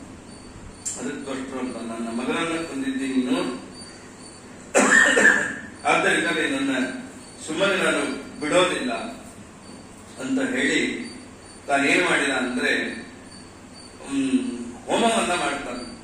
ಹೋಮವನ್ನ ಮಾಡುತ್ತಾ ಅಗ್ನಿಕುಂಡದ ಜ್ವಾಲೆಯ ಮಾಲೆಯಲ್ಲಿ ಒಬ್ಬ ಅತ್ಯಂತ ದೊಡ್ಡ ದೇಹದ ಒಬ್ಬ ಕೋರೆ ಹಲ್ಲಿರುವಂತಹ ಒಬ್ಬ ಭಯಾನಕನಾದಂತಹ ವ್ಯಕ್ತಿ ಹುಟ್ಟಿದ. ಅವನೇ ವೃತ್ರಾಸುರ, ವೃತ್ರ ಎನ್ನುವ ರಾಕ್ಷಸ ಹುಟ್ಟಿದ. ಇಂದ್ರಶತ್ರು ರಮೇಯಾತ್ಮ, ನಿನ್ನ ಹುಟ್ಟಿಸಿದ್ದೆ ಇಂದ್ರನಲ್ಲಿ ಶತ್ರುತ್ವ ಮಾಡಲಿಕ್ಕೆ ಬಿಡಬೇಡ. ತ್ವಷ್ಟೃ ತೇಜೋಪಬೃಂಹಿತ ಅಹನ್ಯಹನಿಸೋ ವರ್ಧರ್ ಇಶುಪಾತು ಮಹಾಬಲಃ. ಒಂದೊಂದು ದಿನಕ್ಕೆ ನೀನು ಬೆಳಿ ಅಂತ ತ್ವಷ್ಟೃ ಯಾವ ವೃತ್ರಾಸುರನಿಗೆ ಹೇಳಿದ. ಹೀಗಾಗಿ ಆ ವೃತ್ರಾಸುರ ದಿನ ದಿನ ಬೆಳೀತಾನೆ. ಇಂದ್ರ ತನ್ನ ವಧೆಗಾಗಿ ವೃತ್ರಾಸುರ ಹುಟ್ಟಿದ್ದಾನೆ ಎನ್ನುವುದನ್ನ ಕೇಳಿ ತುಂಬಾ ಭಯಭೀತನಾಗಿ ತಾನು ಅಸುರರ ಜೊತೆಗೆ ಸಂಧಾನವನ್ನ ಮಾಡ್ಕೊತಾನೆ. ಈಗೆಲ್ಲ ಎಲೆಕ್ಷನ್ ಟೈಮಲ್ಲಿ ಯಾರ್ಯಾರ್ದೋ ಜೊತೆಗೆ ಸೇರ್ಕೊಂಡ್ಬಿಟ್ಟು ಏನೇನೋ ಮಾಡಿಬಿಡ್ತಾರೆ. ಇವೆಲ್ಲ ಮಹಾಗಠಬಂಧನ, ನಾವೆಲ್ಲ ಏನಿವೆಲ್ಲ ಇಂತಾವೆ. ಹೀಗೆ ಆ ಅಸುರ ಜೊತೆಗೆ ಸಂಧಿಯನ್ನ ಮಾಡಿಕೊಳ್ಳುವುದಕ್ಕೆ ಸಪ್ತರ್ಷಿಗಳನ್ನ ಅವರ ಬಳಿಗೆ ಕಳಿಸ್ತಾನೆ. ಸಮಸ್ತ ಪ್ರಾಣಿಗಳ ಹಿತದೃಷ್ಟಿ ಉಳ್ಳಂತಹ ಅಂತಃಕರಣ ಇರುವಂತಹ ಆ ಋಷಿಗಳು ಅನೇಕ ಶಪಥ ಪೂರ್ವಕವಾಗಿ ವೃತ್ರಾಸುರನ ಜೊತೆಗೆ ಇಂದ್ರನ ಸ್ನೇಹವನ್ನ ಬೆಳೆಸ್ತಾನೆ. ಆದರೆ ವೃತ್ರಾಸುರನಿಗೆ ಈ ಕಡೆ ಏನು ತಂದೆ ಮಾಡಿಸಿದ ಪ್ರತಿಜ್ಞೆ ಇತ್ತಲ್ಲ, ಅದಿದ್ದರಿಂದಾಗಿ ಅದನ್ನ ಮೀರ್ಲಿಕ್ಕಾಗಲ್ಲ. ಆದ್ರೂ ಸಪ್ತರ್ಷಿಗಳೆಲ್ಲ ತುಂಬಾ ಕನ್ವಿನ್ಸ್ ಮಾಡಿರೋದ್ರಿಂದ ವೃತ್ರಾಸುರನನ್ನ ಇಂದ್ರನೇ ಸಂಹಾರ ಮಾಡಿಬಿಡ್ತಾನೆ. ಮುಂದೆ ಭಾಗವತದಲ್ಲೂ ಆ ಕಥೆ ಸ್ವಲ್ಪ ಸ್ನೇಹ ಸಪ್ತರ್ಷಿಗಳನ್ನ ಮಾಡಿಸಿರ್ತಾರೆ. ಒಂದು ಪ್ರಸಂಗದಲ್ಲಿ ಪುನಃ ಇಂದ್ರ ತ್ವಷ್ಟೃರನ್ನ ಕೊಂದು ಬಿಡ್ತಾನೆ. ಪುನಃ ಬ್ರಹ್ಮಹತ್ಯೆ ಬಂತು. ಯಾಕಂದ್ರೆ ತ್ವಷ್ಟೃವಿನಿಂದಲೇ ಹುಟ್ಟಿದ್ದು, ಬ್ರಾಹ್ಮಣನಿಂದ ಹುಟ್ಟಿದ್ದು ರಾಕ್ಷಸ, ಆದ್ರೂ ಬ್ರಾಹ್ಮಣನ ಕೊಂದು ಬಿಟ್ಟ ಇಂದ್ರ. ಪುನಃ ಬ್ರಹ್ಮಹತ್ಯೆ ಆವರಿಸಲ್ಪಟ್ಟು ಇಂದ್ರ ಬಲರೂಪವಾದ ತೇಜಸ್ಸನ್ನು ಕಳ್ಕೊತಾನೆ. ಇಂದ್ರನ ದೇಹದಿಂದ ಹೊರಬಂದಂತಹ ಬಲರೂಪಿಯಾದ ತೇಜಸ್ಸು ಅದು ಬಲಾಭಿಮಾನಿ ದೇವತೆಯಾದಂತಹ ವಾಯುದೇವರನ್ನ ಪ್ರವೇಶ ಮಾಡಿ. ಮೊದಲನೇ ಸಾರಿ ಇಂದ್ರ ವಿಶ್ವರೂಪನನ್ನ ಕೊಂದಾಗ ವಿಶ್ವರೂಪನಿಂದ ಹೊರಬಂದ ತೇಜಸ್ಸು ಧರ್ಮನ ದೇವತೆಯನ್ನ ಪ್ರವೇಶ ಮಾಡುತ್ತೆ. ಈಗ ವೃತ್ರಾಸುರನನ್ನ ಕೊಂದಾಗ ವೃತ್ರಾಸುರನ ಅಂದ್ರೆ ಬ್ರಹ್ಮ ಹತ್ಯಾ ಪಾಪದಿಂದ ಹೊರಬಂದ ಬಲರೂಪವಾದ ತೇಜಸ್ಸು ವಾಯುದೇವರನ್ನ ಪ್ರವೇಶ ಮಾಡುತ್ತೆ. ಹೀಗಾಗಿ ಈ ಕಾರಣದಿಂದ ಇಂದ್ರನ ಅತಿ ಸುಂದರವಾದಂತಹ ಅಂಗ ಉಪಾಂಗಗಳೆಲ್ಲ ಸೌಂದರ್ಯ ರಾಶಿ ಅದು ವಿಚಾರಾದಿ ದೋಷಗಳಿಂದ ಕಳಾಹೀನವಾಗುತ್ತೆ. ಅಂದ್ರೆ ಮುಂದೆ ಇದೇ ಇಂದ್ರ ಏನು ಮಾಡ್ತಾನೆ, ಗೌತಮ ಪತ್ನಿಯಾದಂತಹ ಅಹಲ್ಯೆಯ ಸತಿತ್ವವನ್ನ ತಾನು ನಾಶ ಮಾಡ್ತಾನೆ. ಆಗ ಪುನಃ ತನ್ನ ರೂಪವನ್ನ ಕಳ್ಕೊತಾನೆ, ಸೌಂದರ್ಯ ರೂಪವನ್ನ ಕಳ್ಕೊತಾನೆ.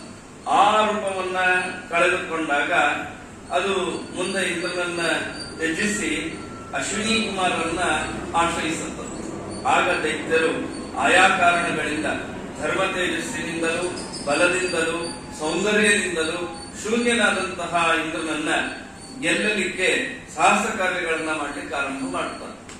ಧರ್ಮ ಪಕ್ಷಿಗಳು ಈ ವಿಷಯವನ್ನ ಜೈಮಿನಿಗಳಿಗೆ ಹೇಳ್ತಾ ಇದ್ದಾರೆ. ಮಧ್ಯ ಮಧ್ಯದಲ್ಲಿ ನೆನಪಾಗಬೇಕು, ಇದು ನೆನಪಿರಬೇಕು. ಹೀಗೆ ಇಂದ್ರನನ್ನ ಗೆಲ್ಲುವ ಇಚ್ಛೆಯಿಂದ ಉದ್ರೇಕಗೊಂಡಂತಹ ವೀರ್ಯವುಳ್ಳ ರಾಜರ ವಂಶದಲ್ಲಿ ಹುಟ್ಟುತ್ತಾರಂತೆ ಇವರೆಲ್ಲ. ಕೆಲಕಾಲಾನಂತರದಲ್ಲಿ ದುಷ್ಟರ ಭಾರದಿಂದ ಪೀಡಿಸಲ್ಪಟ್ಟಂತಹ ಭೂದೇವಿ ಸುಮೇರು ಪರ್ವತದ ಮಧ್ಯದಲ್ಲಿನ ದೇವಸಭೆಗೆ ಹೋಗ್ತಾಳೆ. ಅಲ್ಲಿ ದುಷ್ಟರ ಭಾರದಿಂದ ತಾನು ತುಂಬಾ ನೊಂದದ್ದಾಗಿ ದೇವರ ಮುಂದೆ ಪ್ರಾರ್ಥನೆ ಮಾಡಿದಾಗ ರಾಜವಂಶದಲ್ಲಿ ಜನಿಸಿದ್ದ ದೈತ್ಯ ದಾನವರಿಂದ ತನಗೆ ಆಗ್ತಾ ಇರುವಂತಹ ಅನ್ಯಾಯವನ್ನ ದುಃಖವನ್ನ ದೇವತೆಗಳಿಗೆ ವಿಸ್ತಾರವಾಗಿ ಹೇಳ್ತಾಳೆ. ನಿಮ್ಮಿಂದ ಹತರಾದ ಮತ್ತು ಮಹಾವಿಕ್ರಮಶಾಲಿಗಳಾದಂತಹ ಹಸುರರೆಲ್ಲ ದೈತ್ಯ ಕುಲದಲ್ಲಿ ತಾವು ವೀರ್ಯೋದ್ಧತರಾದ ರಾಜರ ವಂಶಗಳಲ್ಲಿ ಜನಿಸಿದ್ದಾರೆ. ಮೊದಲೇ ದೈತ್ಯರು, ಅದರಲ್ಲಿ ಇವರು ರಾಜರಾಗಿ ಬಿಟ್ರೆ ಈಗ ಹೇಗಿದೆ ಹಾಗಾಯ್ತವ. ಮೊದಲೇ ದೈತ್ಯರು ರಾಜವಂಶದಲ್ಲಿ ಹುಟ್ಟಿಬಿಟ್ರೆ ಯಾರು ಕೇಳೋದು? ಸ್ವತಃ ತಾಮಸ ಬುದ್ಧಿ ಅಧಿಕಾರ ಸಿಕ್ಕು ಬಿಟ್ರೆ ಗೋವಿಂದ. ಹೀಗಾಗಿ ಅವರ ಸಂಖ್ಯೆ ಅನೇಕ ಅಕ್ಷೋಹಿಣಿ ಅಕ್ಷೋಹಿಣಿಯಷ್ಟು ಹೆಚ್ಚಾಗಿದೆ. ಅಕ್ಷೋಹಿಣಿ ಅಂದ್ರೆ ಬಹಳ ದೊಡ್ಡದಿದೆ. ಅದು ಒಂದ್ ಕಡೆಗಿದೆ. ಮುಂದಿನ ಸರಿ ಯಾವಾಗ ಸಿಕ್ಕಾಗ ಹೇಳ್ತೀವಿ. ಒಂದು ಅಕ್ಷೋಹಿಣಿ ಸೈನ್ಯ ಅಂದ್ರೆ ಎಷ್ಟೋ ಇದೆ. 200 ಜನ ಪದಾಳುಗಳು, 400 ಒಂಟೆ, ಹೀಗೆಷ್ಟೋ ಆನೆ, ಇವೆಲ್ಲ ಸಂಖ್ಯೆಗಳಿವೆ. ಅದನ್ನು ಸೇರಿದ್ರೆ ಒಂದು ಅಕ್ಷೋಹಿಣಿ. ಅಂತಹ ಅನೇಕ ಅಕ್ಷೋಹಿಣಿ ಸೈನ್ಯದಷ್ಟು ಆಗಿದೆ. ಅವರ ಭಾರದಿಂದ ನಾನು ನಿಲ್ಲಲಾರದೆ ಕೆಳಗೆ ಕುಸಿತಾ ಇದ್ದೀನಿ, ನನಗೆ ಶಾಂತಿ ಇಲ್ಲ. ಭೂದೇವಿ ಈ ರೀತಿಯಾಗಿ ಹೇಳಿದಾಗ ದೇವತೆಗಳು ಪ್ರಜೆಗಳಿಗೆ ಉಪಕಾರ ಮಾಡುವುದಕ್ಕಾಗಿ ಭೂದೇವಿಯ ಭಾರವನ್ನ ಇಳಿಸುವುದಕ್ಕಾಗಿ ತಮ್ಮ ತೇಜಸ್ಸಿನ ಅಂಶಗಳಿಂದ ಸ್ವರ್ಗದಿಂದ ಭೂಮಿಯಲ್ಲಿ ಅವತಾರವನ್ನ ಮಾಡ್ತಾರೆ. ಪುರಾಣಗಳಲ್ಲಿ ಸ್ವಲ್ಪ ವ್ಯತ್ಯಾಸದ ಕಥೆಗಳು ಬರುತ್ತೆ. ಧರ್ಮದೇವತೆ ಇಂದ್ರನ ದೇಹದಿಂದ ತನ್ನಲ್ಲಿ ಏನೋ ಒಂದು ಅಂಶ ಇತ್ತಲ್ಲ, ಈ ಅಂಶವನ್ನ ಕುಂತಿದೇವಿಯ ಗರ್ಭದಲ್ಲಿ ತಾನು ಸ್ಥಾಪಿಸಿದಾಗ ಆ ಅಂಶದಿಂದ ಮಹಾ ತೇಜಸ್ವಿಯಾದಂತಹ ಯುಧಿಷ್ಠಿರರಾಗಿ ಹುಟ್ಟುತ್ತಾರೆ. ವಾಯುದೇವರಲ್ಲಿ ಯಾವ ತ್ವಷ್ಟೃವಿನ ಸಂಹಾರವನ್ನ ಮಾಡುವುದರಿಂದ ಇಂದ್ರನ ಒಂದು ಅಂಶ ವಾಯುದೇವರಲ್ಲಿ ಬಂತಲ್ಲ, ಅದರಿಂದ ಆ ವಾಯುದೇವರು ತಮ್ಮ ಒಂದು ಅಂಶವನ್ನ ಕುಂತಿಯಲ್ಲಿ ಇಟ್ಟಾಗ ಭೀಮನಾಗಿ ಬರ್ತಾನೆ. ಮುಂದೆ ಅಹಲ್ಯಾ ಸಂಘವನ್ನ ಮಾಡಿ ಅಹಲ್ಯಾ ಸತಿತ್ವವನ್ನ ನಾಶ ಮಾಡಿದಾಗ ಏನೋ ಒಂದು ಸೌಂದರ್ಯಾದಿ ಅಂಶಗಳು ಹೋಯ್ತಲ್ಲ, ಆ ಅಂಶ ಅಶ್ವಿನಿ ದೇವತೆಗಳಲ್ಲಿ ಇತ್ತು. ಆ ಅಶ್ವಿನಿ ದೇವತೆಗಳೇ ನಕುಲ ಸಹದೇವರಾಗ್ತಾರೆ, ಇಂದ್ರನೇ ಅರ್ಜುನ. ಹೀಗಾಗಿ ಎಷ್ಟು ಚೆನ್ನಾಗಿದೆ ನೋಡ್ರಿ ಈಗ ಅಪರೂಪದ ವಿಚಾರ. ತಸ್ಯೋತ್ಪನ್ನ ಮಹಾಭಾಗ ಪತ್ನಿ ಕೃಷ್ಣ ಹುತಾಶನ. ಈ 5 ಜನರಿಗೆ, ಈ 5 ಜನ ಯಾರು? ಈ ಕಥೆಯಲ್ಲಿ ಹೇಳುವ ಪ್ರಕಾರ 5 ಜನ ಇಂದ್ರರೇ. ಇಂದ್ರನ ಒಂದು ಅಂಶ ಧರ್ಮದೇವತೆಯಲ್ಲಿತ್ತು, ಅವನೇ ಮುಂದೆ ಯುಧಿಷ್ಠಿರಾದ. ಇಂದ್ರನ ಒಂದು ಅಂಶವೇ ವಾಯುದೇವರಲ್ಲಿತ್ತು, ಆ ಅಂಶವೇ ಕುಂತಿಯಲ್ಲಿ ಬಂದು ಭೀಮ ಆದ. ಇಂದ್ರನೇ ಅರ್ಜುನ ಆದ. ಇಂದ್ರನ ಒಂದು ಅಂಶವೇ ಅಶ್ವಿನಿ ದೇವತೆಗಳಲ್ಲಿ ಇತ್ತು, ಆ ಅಶ್ವಿನಿ ದೇವತೆಗಳೇ ಪುನಃ ತಮ್ಮ ಅಂಶವನ್ನ ಕುಂತಿಯಲ್ಲಿ ಮಾದ್ರಿಯಲ್ಲಿ ಇಟ್ಟರು, ಅವರಿಂದ ನಕುಲ ಸಹದೇವರಾದರು. ಸೊ ಈ 5 ಜನ ಯಾರು? ಇಂದ್ರನೇ. ಆ ದ್ರೌಪದಿ ಯಾರು ಅಂದ್ರೆ ಶುಚಿ ಅಂತ ಇಲ್ಲಿ ಹೇಳ್ತಾರೆ. ತಸ್ಯೋತ್ಪನ್ನ ಮಹಾಭಾಗ ಪತ್ನಿ ಕೃಷ್ಣ ಹುತಾಶನ ಶಕ್ರಸ್ಯೈಕಸ್ಯ ಸಾ ಪತ್ನಿ ಕೃಷ್ಣಾನ್ ಅನ್ಯಸ್ಯ ಕಸ್ಯಚಿತ ಯೋಗೀಶ್ವರ ಶರೀರಾಣಿ ಕುರ್ವಂತಿ ಬಹುಲಾನ್ಯಪಿ. ತಾನು ಈ ರೀತಿಯಾಗಿ 5 ದೇಹಗಳನ್ನು ಧರಿಸಿದ್ದ ಒಬ್ಬನೇ ಇಂದ್ರನಿಗೆ ದ್ರೌಪದಿಯು ಪತ್ನಿಯಾಗಿರುವಳೆ ಹೊರತು ಪರಪುರುಷನ ಪತ್ನಿತ್ವವನ್ನ ಹೊಂದಿಲ್ಲ. ಹೀಗಾಗಿ ದ್ರೌಪದಿಯು 5 ಹೇಗೆ ಪತ್ನಿಯಾದ್ದು ಅಂತ ಜೈಮಿನಿಗಳೇ ನೀವೇನ್ ಪ್ರಶ್ನೆ ಕೇಳಿದ್ರಲ್ಲ, ಆ ನಿಮ್ಮ ಸಂದೇಹಕ್ಕೆ ನಾನು ಸಮಾಧಾನವನ್ನ ನೀಡಿದ್ದೇನೆ ಅಂತ ಯಾವ ಧರ್ಮ ಪಕ್ಷಿಗಳು ಇದಕ್ಕೆ ಹೇಳ್ತಾ ಇವೆ, ಜೈಮಿನಿ ಋಷಿಗಳಿಗೆ ಹೇಳ್ತಾ ಇವೆ. ಸಾತ್ವಿಕವಾದ ಪುರಾಣಗಳಲ್ಲಿ ವಿರೋಧ ಬಂದಾಗ ಸಾತ್ವಿಕ ಪುರಾಣಗಳನ್ನ ಸಮರ್ಥನೆ ಮಾಡಬೇಕು. 2 ಸಾತ್ವಿಕ ಪುರಾಣಗಳಲ್ಲಿ ವಿಷಯ ವಿರೋಧ ಬಂದರೆ ಎರಡನ್ನೂ ಸತ್ಯ ಅಂತ ಮಾಡಬೇಕು. ಇಲ್ಲಿ ಹೇಳಿದ ಅಂಶ ಒಂದು ಅಂಶದಿಂದ ಸತ್ಯ ಅಷ್ಟೇ, ಒಂದು ಅಂಶದಿಂದ ಸತ್ಯ ಅಷ್ಟೇ, ಸುಳ್ಳಲ್ಲ ಇಲ್ಲಿ ಹೇಳಿ. ಅಂದ್ರೆ ದ್ರೌಪದಿಯಲ್ಲಿ ಶಚಿಯ ವಿಶೇಷ ಸನ್ನಿಧಾನ ಇತ್ತು. ಈ 5 ಜನ ಇವರಲ್ಲಿ ಇಂದ್ರನ ಸ್ವಲ್ಪ ಅಂಶ ಇತ್ತು, ಇದು ಸತ್ಯ. ಹಾಗೇನೆ ದ್ರೌಪದಿ ವಿಶೇಷವಾಗಿ ಭೀಮಸೇನ ದೇವರಿಗೆ ಹೆಂಡತಿಯವರು, ಅದನ್ನು ಕೂಡ ನಾವು ಮಹಾಭಾರತದಲ್ಲಿ ತತ್ವನಿರ್ಣಯದಲ್ಲಿ ಆಚಾರ್ಯರು ವಿಶೇಷವಾಗಿ ಸಮರ್ಥನೆಯನ್ನ ಮಾಡ್ತಾರೆ. ಯಾರಕ್ಕೆ? ಸಾಕ್ಷಾತ್ ಭಾರತೀ ದೇವಿನೇ ದ್ರೌಪದಿಯಾಗಿ ತಾನಿದ್ದಾಳೆ. ಉಳಿದವರಲ್ಲಿ ವಾಯುದೇವರ ಕಿಂಚಿತ್ ಅಂಶ ಇತ್ತು ಎಂಬಂತಹ ವಿಚಾರ ಬರುತ್ತೆ. ಎರಡೂ ಕೂಡ ಅತ್ಯಂತ ವಾಸ್ತವಿಕವಾದದ್ದು, ಸತ್ಯವಾದದ್ದು. ಹೀಗಾಗಿ ಒಬ್ಬಳೇ 5 ಜನರನ್ನು ಮದುವೆ ಮಾಡಿಕೊಳ್ಳಿಲ್ಲ, ಒಬ್ಬಳೇ 5 ರೂಪದಲ್ಲಿದ್ದ ತನ್ನ ಗಂಡನನ್ನೇ ತಾನು ಮದುವೆ ಮಾಡಿಕೊಂಡ. ಆದ್ದರಿಂದಾಗಿ ದ್ರೌಪದಿಗೆ ಪಂಚಪತಿತ್ವ ಬಹುಪತಿತ್ವ ಇದು ಸಮರ್ಥಿತವಾಗಿದೆ, ಇದರಲ್ಲಿ ಯಾವ ತರಹದ ಸಂದೇಹ ಇಲ್ಲ ಅಂತ ಆಯಾವ ಧರ್ಮ ಪಕ್ಷಿಗಳು ಮಾತನ್ನ ಹೇಳ್ತಾ ಇವೆ. ಇದಾದ ಮೇಲೆ ಮುಂದಿನ ವಿಷಯ ಹೇಳಬೇಕು, ಟೈಮ್ ಕಡಿಮೆ ಇದೆ ನೋಡು. ಬ್ರಹ್ಮ ಹತ್ಯಾ ಪಾತಕಕ್ಕೆ ಗುರಿಯಾದ ಬಲರಾಮ ಪ್ರಾಯಶ್ಚಿತ್ತ ರೂಪವಾಗಿ ತೀರ್ಥಯಾತ್ರೆಯನ್ನ ಮಾಡಿದ. ಅದರ ಬಗ್ಗೆ ಜೈನಿಗಳು ಮಾರ್ಕಂಡೇಯರಿಗೆ ಪ್ರಶ್ನೆ ಕೇಳಿದ್ರು. ಪುನಃ ಇಲ್ಲಿ ಧರ್ಮ ಪಕ್ಷಿಗಳಿಗೂ ಪ್ರಶ್ನೆ ಕೇಳಿದ್ದಾರೆ. ಪಕ್ಷಿಗಳು ಹೇಳ್ತಾರೆ, ರಾಮ ಪಾರ್ಥೇ ಪರಾಂ ಪ್ರೀತಿ ಜ್ಞಾತ್ವಾ ಕೃಷ್ಣಸ್ಯ ಲಾಂಗಲಿ. ನೇಗಿಲನ್ನ ಆಯುಧವಾಗಿ ಹಿಡಿದುಕೊಂಡಿದ್ದ ಬಲರಾಮ. ಈ ಬಲರಾಮ ಕೃಷ್ಣನಿಗೆ ಅರ್ಜುನನಲ್ಲಿ ಅತಿಶಯವಾದ ಪ್ರೀತಿ ಇದ್ದುದನ್ನು ಕಂಡು ತನ್ನ ಕರ್ತವ್ಯದ ವಿಷಯದಲ್ಲಿ ಏನು ಮಾಡಿದ್ರೆ ಒಳ್ಳೆಯದಾಗತ್ತೆ ಅಂತ ಬಹಳ ರೀತಿಯಾಗಿ ವಿಚಾರ ಮಾಡ್ತಾ ಇದ್ದ. ಕೃಷ್ಣನನ್ನ ಬಿಟ್ಟು ನಾನು ಒಬ್ಬನೇ ದುರ್ಯೋಧನನ ಸಹಾಯಕ್ಕೆ ಹೋಗೋದಿಲ್ಲ. ಪಾಂಡವರ ಜೊತೆಯಲ್ಲಿದ್ದು ದುರ್ಯೋಧನ, ಮತ್ತ ಅವನಿಗೆ ನಾನು ಹೆಂಗ್ ವಿರೋಧ ಮಾಡ್ಲಿ, ಹಿಂಗೆಲ್ಲ ಬಲರಾಮ ಮಾತನಾಡ್ತಾನೆ.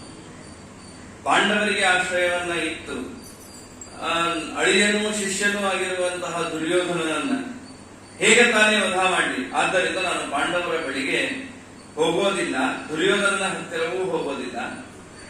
ಕೌರವ ಪಾಂಡವರ ಯುದ್ಧ ಸಮಸ್ತ ವೀರಪುರುಷರ ಕ್ಷಯದಲ್ಲಿ ಸಮಾಪ್ತಿ ಹೊಂದುವವರೆಗೂ ನಾನು ತೀರ್ಥಯಾತ್ರೆಗೆ ಹೋಗ್ತೀನಿ ಅಂತ ತಾನು ತೀರ್ಥಯಾತ್ರೆಗೆ ಹೋದ. ಹೀಗೆ ಯೋಚಿಸಿದಂತಹ ಬಲರಾಮ ಕೃಷ್ಣನಿಂದ ಬೀಳ್ಕೊಟ್ಟವನಾಗಿ, ಕೆಲವರು ಇರ್ತಾರೆ ಬಹಳ ಬುದ್ಧಿವಂತರು ಇರ್ತಾರೆ, ಏನಾದ್ರೂ ರಿಸ್ಕ್ ತಗೊಳ್ಳೋ ಟೈಮ್ ಇದ್ರೆ ನಿಧಾನ ಜಾಗ ಖಾಲಿ ಮಾಡ್ಬಿಡುತ್ತಾರೆ. ಬರ್ತೀನಿ ಒಂದು 5 ನಿಮಿಷ ಹಿಂಗೆ ಹೋಗಿ ಬಂದ್ಬಿಡ್ತೀನಿ, ಹೋಗು, ಹಿಂಗೆಲ್ಲ ಇರ್ತಾರೆ. ಬಲರಾಮ ಹಾಗೆ ಮಾಡಿದ್ದಾನೆ. ಹೀಗಾಗಿ ಪಾರ್ಥ ದುರ್ಯೋಧನರ ಅನುಮತಿಯನ್ನೂ ಪಡೆದು ಸೈನ್ಯ ಸಮೇತನಾಗಿ ದ್ವಾರಕಾ ನಗರಕ್ಕೆ ಹೋಗ್ತಾನೆ. ಅಲಾಯುಧನಾದಂತಹ ಬಲರಾಮ ಅತ್ಯಂತ ಸಂತುಷ್ಟ ಪುಷ್ಟರಾದ ಪ್ರಜೆಗಳಿಂದ ಕೂಡಿಕೊಂಡು ದ್ವಾರಕೆಗೆ ಹೋಗಿ ಮರುದಿನ ತೀರ್ಥಯಾತ್ರೆಗೆ ಹೊರಡಲಿಕ್ಕೆ ನಿಶ್ಚಯಿಸಿ ಅವತ್ತು ಮದ್ಯವನ್ನು ಸೇವನೆ ಮಾಡಿಬಿಡುತ್ತಾನೆ, ಮದ್ಯಪಾನ ಮಾಡಿಬಿಡುತ್ತಾನೆ. ನೋಡ್ರಿ, ನಾಳೆ ತೀರ್ಥಯಾತ್ರೆಗೆ ಹೋಗ್ಬೇಕು, ಹಿಂದಿನ ದಿವಸ ತೀರ್ಥನೇ ತಗೊಂಡ. ಮತ್ತೆ ಈ ಶಬ್ದ ನಾನು ಮೊನ್ನೆ ನಾನಂದಿ ತೀರ್ಥ ಯಾವ್ದಕ್ಕೆ ಅನ್ಬೇಕೋ ಅದಕ್ಕೆ ಇರಬೇಕು. ಇವತ್ತು ಯಾವ್ದಾದಕ್ಕೂ ತೀರ್ಥ ಶಬ್ದ ಬಳಸಬಾರದು. ಮದದಿಂದ ತಾನು ಮದ್ಯಪಾನವನ್ನ ಮಾಡಿಬಿಡುತ್ತಾನೆ. ಮದ್ಯಪಾನ ಮಾಡಿದ ಮೇಲೆ ಮದದಿಂದ ಕೂಡಿದಂತಹ ಬಲರಾಮ ಅಪ್ಸರಾ ಸ್ತ್ರೀಯರಲ್ಲಿ ಒಬ್ಬಳಾದಂತಹ ಅಥವಾ ಅಪ್ಸರಾ ಸ್ತ್ರೀಯಂತೆ ಇರುವ ತನ್ನ ರೇವತಿಯ ಕೈಯನ್ನು ಹಿಡಿದುಕೊಂಡು ಸಮಸ್ತ ವೈಭವದಿಂದ ಕೂಡಿದ ರೈವತೋದ್ಯಾನಕ್ಕೆ ಹೋಗ್ತಾನೆ. ಬಲರಾಮ ಸ್ತ್ರೀಯರ ಗುಂಪಿನ ಮಧ್ಯದಲ್ಲಿದ್ದು ಮದ್ಯಪಾನದಿಂದ ತುಂಬಾ ಮದಿಸಿದವನಾಗಿ ಹೆಜ್ಜೆ ಹೆಜ್ಜೆಗೂ ತಡವರಿಸ್ತಾ ವನಕ್ಕೆ ಹೋಗ್ತಾನೆ. ಅಲ್ಲಿ ಸಮಸ್ತ ಫಲಪುಷ್ಪಗಳಿರುತ್ತಂತ. ಅಂದ್ರೆ ಸೀಸನ್ ಎಲ್ಲ ಬೇಕಾಗೇ ಇಲ್ಲ, ಎಲ್ಲ ತರಹದ ಹಣ್ಣು, ಎಲ್ಲಾ ತರಹದ ಹೂವುಗಳು. ಅಂದ್ರೆ ಕೆಲವು ಹಣ್ಣು ಕೆಲವು ಟೈಮಲ್ಲಿ ಬಿಡುತ್ತೆ, ಕೆಲವು ಹೂಗಳು ಕೆಲವು ಟೈಮಲ್ಲಿ ಬಿಡುತ್ತೆ. ಆ ವನ ಹೇಗಿತ್ತಂದ್ರೆ ಆಲ್ ಟೈಮ್. ಈಗೆಲ್ಲ ಹಾಗೆ ಆಗಿದೆ. ಮಾವಿನ ಹಣ್ಣು 12 ತಿಂಗಳು ಸಿಗತ್ತೆ. ಈಗ ತಿನ್ನಬಾರ್ದಷ್ಟೇ, ತಿಳ್ಕೊಳ್ರಿ. ಅದಕ್ಕೊಂದು ಕಾಲ ಇದೆ. ಆಯಾ ಕಾಲದಲ್ಲಿ ಮಾತ್ರ ಆಯಾ ಹಣ್ಣುಗಳನ್ನ ತಿನ್ನಬೇಕು, ಎಲ್ಲಾ ಕಾಲದಲ್ಲಿ ತಿನ್ನಬಾರ್ದು. ಅದು ನಮ್ಮ ದೇಹಕ್ಕೆ ಬಾಧಿಸುತ್ತದೆ. ನಮ್ಮ ಕಡೆಗೆಲ್ಲ ಒಂದು ಮಾತು ಹೇಳ್ತಾರೆ, ಕಾರ್ ಹುಣ್ಣಿಮೆ ಅಂತ ಬರುತ್ತೆ ಜ್ಯೇಷ್ಠ ಮಾಸದಲ್ಲಿ. ಈ ಕಾರ್ ಹುಣ್ಣಿಮೆ ಆದ್ಮೇಲೆ ಮಾವಿನ ಹಣ್ಣು ತಿನ್ನಲ್ಲ. ಕನ್ನಡದಲ್ಲಿ ಒಂದು ಗಾದೆ ಮಾತಿದೆ, ಕಾರ್ ಹುಣ್ಣಿಮೆ ಆದ್ಮೇಲೆ ಕತ್ತೆನೂ ಮಾವಿನ ಹಣ್ಣು ತಿನ್ನಲ್ಲ ಅಂತ. ಅಲ್ಲಿವರೆಗೂ ಆ ಹಣ್ಣು ತಿನ್ಲಿಕ್ಕೆ ಉಚಿತ. ಆಮೇಲೆ ಮತ್ತೆ ಅದನ್ನ ಚೈತ್ರಕ್ಕೆ ಆರಂಭ ಮಾಡಬೇಕು. ಚೈತ್ರ, ವೈಶಾಖ, ಜ್ಯೇಷ್ಠ 3 ತಿಂಗಳು. ಜ್ಯೇಷ್ಠದ ಹುಣ್ಣಿಮೆಗೆ ಮುಗೀತು, ಆಮೇಲೆ ಮಾವಿನ ಹಣ್ಣನ್ನ ತಿನ್ನಬಾರದು. ಆಮೇಲೆ ಅದು ಇದ್ರೂ ಅದು ಆರೋಗ್ಯಕ್ಕೆ ಒಳ್ಳೇದಲ್ಲ ಅನ್ನೋದು ಪದ್ಧತಿ. ಹೀಗೆ ಅದ್ಭುತವಾದಂತಹ ಯಾವ ವನ, ಆ ವನದಲ್ಲಿ ಉದ್ಯಾನವನದಲ್ಲಿ ತಾನು ವಿಶೇಷವಾಗಿ ಓಡಾಡ್ತಾ ಇದ್ದಾನೆ. ಆ ವನದಲ್ಲಿ ಏನೇನು ಹಣ್ಣುಗಳಿತ್ತು ಎಲ್ಲ ಇಲ್ಲಿ ಉಲ್ಲೇಖ ಮಾಡ್ತಾರೆ. ಅಷ್ಟು ಹಣ್ಣುಗಳ ಹೆಸರೇ ನಮಗೆ ಗೊತ್ತಿಲ್ಲ, ಹೂಗಳ ಹೆಸರನ್ನೆಲ್ಲ ಇಲ್ಲಿ ವರ್ಣನೆ ಮಾಡಿದ್ದಾರೆ. ಈ ರೀತಿಯಾಗಿ ಆ ಉದ್ಯಾನವನ್ನ ವೀಕ್ಷಣೆಯನ್ನ ಮಾಡ್ತಾ ತರುಣಿಯರಿಂದ ಹಿಂಬಾಲಿಸಲ್ಪಟ್ಟಂತಹ ಅವನು ಒಂದು ಲತಾಗ್ರಹವನ್ನು ಪ್ರವೇಶ ಮಾಡ್ತಾನೆ. ಅಂದ್ರೆ ಬಳ್ಳಿಯಿಂದ ಮಾಡಿದ ಮನೆ, ಅದನ್ನ ಪ್ರವೇಶ ಮಾಡ್ತಾನೆ. ಪ್ರವೇಶ ಮಾಡಿದ ಮೇಲೆ ಅಲ್ಲಿ ಬಲರಾಮ ವೇದ ವೇದಾಂಗಗಳಲ್ಲಿ ನಿಷ್ಣಾತರಾದ ಕೌಶಿಕ, ಭಾರ್ಗವ, ಭಾರದ್ವಾಜ, ಗೌತಮ ಮೊದಲಾದ ಅನೇಕ ಗೋತ್ರ ಸಂಭೂತರಾದ ಮಹರ್ಷಿಗಳನ್ನ ನೋಡ್ತಾನೆ. ಪವಿತ್ರ ಅಂಶಗಳಲ್ಲಿ ಜನಿಸಿರುವಂತಹ ಕಥಾಶ್ರವಣದಲ್ಲಿ ಬದ್ಧರಾದ, ಶ್ರೇಷ್ಠವಾದ ಆಸನದಲ್ಲಿ ಆಸೀನರಾದ ಅನೇಕ ಬ್ರಾಹ್ಮಣೋತ್ತಮರಲ್ಲಿ ಇರ್ತಾರೆ ಆ ಲತಾಗ್ರಹದಲ್ಲಿ. ಅವರನ್ನೆಲ್ಲ ನೋಡಿದ.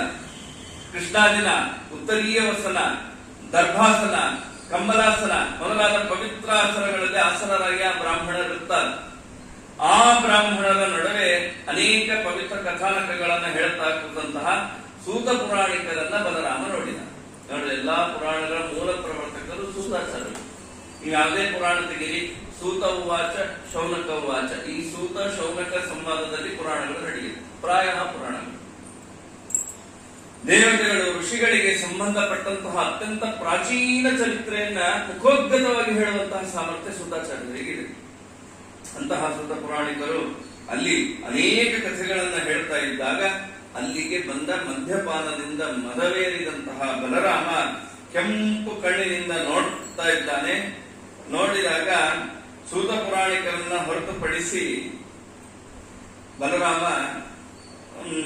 ಎಲ್ಲ ಬ್ರಾಹ್ಮಣರು ಕೂಡ ಬಲರಾಮನು ಮದ್ಯಪಾನದಿಂದ ಮದೋನ್ಮತ್ತನಾಗಿದ್ದಾನೆ ಎನ್ನುವುದನ್ನು ತಿಳಿದು ಅವನನ್ನ ಗೌರವಿಸುವ ಸಲುವಾಗಿ ತಮ್ಮ ತಮ್ಮ ಆಸನಗಳಿಂದ ಎದ್ದು ನಿಲ್ತಾರೆ. ಎಷ್ಟಿದ್ರು ಕೃಷ್ಣನ ಅಣ್ಣ, ಆ ಕೃಷ್ಣನ ಅಣ್ಣನಿಗೆ ನಾವು ಗೌರವ ಕೊಡಬೇಕು ಅಂತ ಎದ್ದು ನಿಲ್ತಾರೆ. ಬಲರಾಮ ಎಲ್ಲರೂ ಎದ್ದು ನಿಂತಾಗ ತಾನು ಏನು ಮಾಡ್ತಾನೆ ಅಂದ್ರೆ ಕೆಂಪದ ಕಣ್ಣು, ಮದ್ಯಪಾನ ಮಾಡಿದ್ದ, ಸೂತ ಪುರಾಣಿಕರನ್ನು ನೋಡಿದ, ಎದ್ದು ನಿಲ್ಲೇ ಇಲ್ಲ. ಸೂತ ಪುರಾಣಿಕರು ಎದ್ದು ನಿಲ್ಲಿಲ್ಲ ಅಂತ ಅವರನ್ನ ಕೊಂದು ಹಾಕ್ತಾನೆ. ಆತ್ಮ ಮಹಿಮೆಯಿಂದ ಬ್ರಹ್ಮಪದವನ್ನು ಏರಿರುವಂತಹ ಸೂತ ಮುನಿಗಳನ್ನ ಬಲರಾಮ ತಾನು ಸಂಹಾರ ಮಾಡಿದಾಗ ಅಲ್ಲಿದ್ದ ಬ್ರಾಹ್ಮಣರೆಲ್ಲರೂ ತಮ್ಮ ಕೃಷ್ಣಾರ್ಜುನ ವಸ್ತ್ರಗಳನ್ನು ಧರಿಸಿಕೊಂಡು ಅವನದಿಂದ ಹೊರಟೋಗ್ತಾನೆ. ಹೀಗೆ ಬಲರಾಮನು, ಅಯ್ಯೋ ಇಳಿತಾಮೇಲ್ ಮದ, ಎಂಥ ಘೋರವಾದ ಪಾಪವನ್ನು ನಾನು ಮಾಡಿಬಿಟ್ಟೆ. ಆಚಾರ್ಯರು ಪುರಾಣ ಕೂತಾಗ ಕೊಂದು ಬಿಟ್ಟ ಗತಿ. ಸೂತಾಚಾರ್ಯರು ಪುರಾಣ ಹೇಳ್ತಾ ಇದ್ರು, ಮದ್ಯಪಾನದಿಂದ ಮದೋನ್ಮತ್ತನಾಗಿ ಅಲ್ಲಿ ಬಂದು ಪುರಾಣವನ್ನು ನಿಲ್ಲಿಸಿ ಸೂತಾಚಾರ್ಯನ ಕೊಂದು. ಬ್ರಾಹ್ಮಂ ಸ್ಥಾನಂ ಗತೋ ಹೇಷ ಯತ್ಸೂತೋ ವಿನಿಪಾತಃ. ಬ್ರಹ್ಮ ಪದವಿಯನ್ನ ಹೊಂದಿರುವ ಸೂತ ಮುನಿಯನ್ನ ನಾನು ಸಂಹಾರ ಮಾಡಿದ್ದೇನೆ. ಈ ದ್ವಿಜರೆಲ್ಲರೂ ಇಂತಹ ಪಾಪ ಕಾರ್ಯವನ್ನ ಮಾಡಿದ ನನ್ನನ್ನು ನೋಡಿ ತಕ್ಷಣದಲ್ಲಿ ಆ ಸ್ಥಳವನ್ನು ಬಿಟ್ಟು ಹೋಗಿದ್ದಾರೆ. ಆಗ ಲೋಹದಲ್ಲಿರುವಂತಹ ಅಸಖ್ಯವಾದ ದುರ್ಗಂಧ ಆ ಬಲರಾಮನ ಶರೀರವನ್ನ ಆವರಿಸಿ ಬಿಡುತ್ತದೆ. ಕೆಟ್ಟ ವಾಸನೆ ಬರಲಿಕ್ಕೆ ಆರಂಭ ಆಯಿತು ಬಲರಾಮ ತನ್ನ ದೇಹದಿಂದ. ಹೀಗಾಗಿ ಆ ಬ್ರಹ್ಮಹತ್ಯಾ ಪಾತಕದಿಂದ ನಿಂದವಾದಂತೆ ಅವನಿಗೆ ಭಾಸವಾಗ್ತಾ ಇದೆ. ಅಸಹನ. ಶರೀರಸ್ಯ ಚ ಮೇ ಗಂಧಃ ಲೋಹಸ್ಯೇವಾ ಸುಖಾವಹ ಆತ್ಮಾನಂ ಚಾವಗಚ್ಛಾಮಿ ಬ್ರಹ್ಮಹತ್ಯಮೇವ ಕೃತ್ಸಿತಂ. ಬ್ರಹ್ಮಹತ್ಯಾ ಪಾಪದಿಂದ ನಾನು ಈಗ ಪಾತಕನಾಗಿದ್ದೇನೆ. ನನ್ನ ಪಾಪ ಕರ್ಮಗಳನ್ನ ಎಲ್ಲರ ಸಮ್ಮುಖದಲ್ಲಿ ಪ್ರಕಾಶವನ್ನ ಪಡಿಸ್ತಾ ನಾನು ಸರ್ವೋತ್ತಮ ಪ್ರಾಯಶ್ಚಿತ್ತ ರೂಪವಾದ ವ್ರತವನ್ನ ಆಚರಣೆಯನ್ನ ಮಾಡ್ತೀನಿ ಅಂತ ಹೇಳಿ ಅದಕ್ಕಾಗಿ ಅವನು ತೀರ್ಥಯಾತ್ರೆಯನ್ನು ಕೈಗೊಂಡ. ಆಗ ತೀರ್ಥಯಾತ್ರೆಯನ್ನು ಪ್ರಾರಂಭ ಮಾಡಿ ಅದನ್ನೇ ಮುಂದುವರಿಸಿ ತದಂಗವಾಗಿ ಪಶ್ಚಿಮಾಭಿಮುಖವಾಗಿ ಹರಿಯುವಂತಹ ಸರಸ್ವತಿ ಮಹಾನದಿಗೆ ಹೋಗ್ತೀನಿ ಅಂತ ಹೊರಡ್ತಾನೆ. ಹೀಗೆ ಬಲರಾಮ ಪಶ್ಚಿಮಕ್ಕೆ ಹರಿಯುವ ಮಹಾತೀರ್ಥವಾದ ಸರಸ್ವತಿ ನದಿಗೆ ಹೊರಟು ಹೋಗ್ತಾನೆ. ಮುಂದೆ ಅಂದ್ರೆ ಬಲರಾಮ ತೀರ್ಥಯಾತ್ರೆಯನ್ನ ಮಾಡುವುದಕ್ಕೆ ಇದೇ ಅತ್ಯಂತ ಪ್ರಧಾನವಾದ ಕಾರಣ ಎನ್ನುವುದಾಗಿ ಧರ್ಮ ಪಕ್ಷಿಗಳು ತಿಳಿಸಿಕೊಡುತ್ತೆ. ಇಂತಹ ಅನೇಕ ವಿಚಾರ. ಇನ್ನೊಂದು ಕಾರಣಕ್ಕೆ ಉತ್ತರವನ್ನ ಹೇಳಬೇಕು. ಪಾಂಡವರ ಮಕ್ಕಳಾಗಿ ಹುಟ್ಟಿ ಅವ್ರು ಯಾಕೆ ಬೇಗ ಸತ್ತೋದು ಅನ್ನಲಿಕ್ಕೆ ಆ ಕಥೆ ಸ್ವಲ್ಪ ವಿಸ್ತಾರವಾಗಿ ಇದೆ. ಮತ್ತೆ ಯಾವಾಗಾದರೂ ಅವಕಾಶ ಸಿಕ್ಕಾಗ ನನ್ನ ಮಟ್ಟಿಗೆ ಹಂಚಿಕೊಳ್ಳಿಕ್ಕೆ ಪ್ರಯತ್ನವನ್ನ ಮಾಡ್ತೇನೆ. ಮಾರ್ಕಂಡೇಯ ಪುರಾಣ ಅತ್ಯಂತ ರಮಣೀಯವಾದ ಪುರಾಣ. ಈಗ 3 ದಿನದಲ್ಲಿ 6 ಅಧ್ಯಾಯ ಆಗಿದೆ ಮಾರ್ಕಂಡೇಯ ಪುರಾಣ. ಮುಂದೆ ವಿಚಾರಗಳಿವೆ ಇದರಲ್ಲಿ. ಎಷ್ಟು ಚೆನ್ನಾಗಿದೆ ಅಂದ್ರೆ ನೀವೇ ನಿನ್ನೆ ಮೊನ್ನೆ ಎಲ್ಲ ಕೇಳಿರ್ಬೋದು. ಆ ಪಕ್ಷಿಯ ಕಥೆಯ ಪಕ್ಷಿಯ ಜೀವನ ಕಥೆ ಎಲ್ಲ ಕೇಳಿದ್ರೆ ಅಷ್ಟು ಸುಂದರವಾಗಿದೆ ಮಾರ್ಕಂಡೇಯ ಪುರಾಣ. ಮುಂದೆಯೂ ಅನೇಕ ಇಂತಹ ರಸವತ್ತಾದ ಕಥೆಗಳನ್ನೇ ತುಂಬಿಕೊಂಡಂತಹ ಪುರಾಣ ಇದು ಮಾರ್ಕಂಡೇಯ ಪುರಾಣ. ಬಹಳ ಅದ್ಭುತವಾಗಿದೆ. ಅಂತಹ ಮಾರ್ಕಂಡೇಯ ಪುರಾಣದ ಕೆಲವೇ ಅಧ್ಯಾಯಗಳನ್ನ ಹೇಳುವಾಗ ಅನೇಕ ಲೋಪದೋಷಗಳಾಗಿ ಅದು ವೈಯಕ್ತಿಕವಾಗಿ ನನ್ನ ಪಾಪದಿಂದ ಆದದ್ದು ಗುಣಗಳು ಅಂತೇನಾದರೂ ಇದ್ದರೆ ಸ್ವರೂಪೋದ್ಧಾರಕ ಗುರುಗಳಾದ ಪರಮ ಪೂಜ್ಯ ಶ್ರೀ ಶ್ರೀ ಸತ್ಯಾತ್ಮ ತೀರ್ಥ ಶ್ರೀಪಾದಂಗಳವರದ್ದು ಅವರೇ ಅನುಗ್ರಹವನ್ನ ಮಾಡಿ ನಿತ್ಯ ಅವರ ಮುಂದೆ ಕೂರಿಸಿಕೊಂಡು ಪ್ರವಚನ ಹೇಳು ಅಂತ ಹೇಳಿಸಿ ಒಂದೆರಡು ಮಾತುಗಳನ್ನ ಇವತ್ತು ಇಷ್ಟು ಮಾತನಾಡಲಿಕ್ಕೆ ಅವರು ಸಿದ್ಧಪಡಿಸಿದ್ದಾರೆ. ನಾವು ಸಂಸಾರದಲ್ಲಿದ್ದಾಗ ದಿನಾ ಊಟಕ್ಕೆ ಕೂತಾಗ ನಮ್ದೇನ್ ಕೆಲಸ ಅಂದ್ರೆ ಮಾಸ ಮಹಾತ್ಮೆಗಳನ್ನ ಹೇಳ್ಬೇಕು. ದಿನ ಊಟಕ್ಕೆ ಕೂತಾಗ ಅಂದ್ರೆ ನಮ್ಮ ಗುರುಗಳ ತಪಸ್ ಹೇಗಿದೆ ಅಂದ್ರೆ ಒಂದು ಊಟಕ್ಕೆ ಕೂತಾಗೂ ಸುಮ್ಮನೆ ಊಟ ಮಾಡಲ್ಲ, ಮಾಡೋದೇ ಸ್ವಲ್ಪ ಊಟ ಅವ್ರದ್ದು, ಬಹಳ ಕಡಿಮೆ ಊಟ. ಅಷ್ಟು ಮಾಡುವಾಗಲೂ ಕೂಡ ಏನಾದ್ರೂ ಭಗವಂತನ ಮಹಿಮೆಗಳನ್ನ ಕೇಳ್ತಾ ಊಟ ಮಾಡೋದು.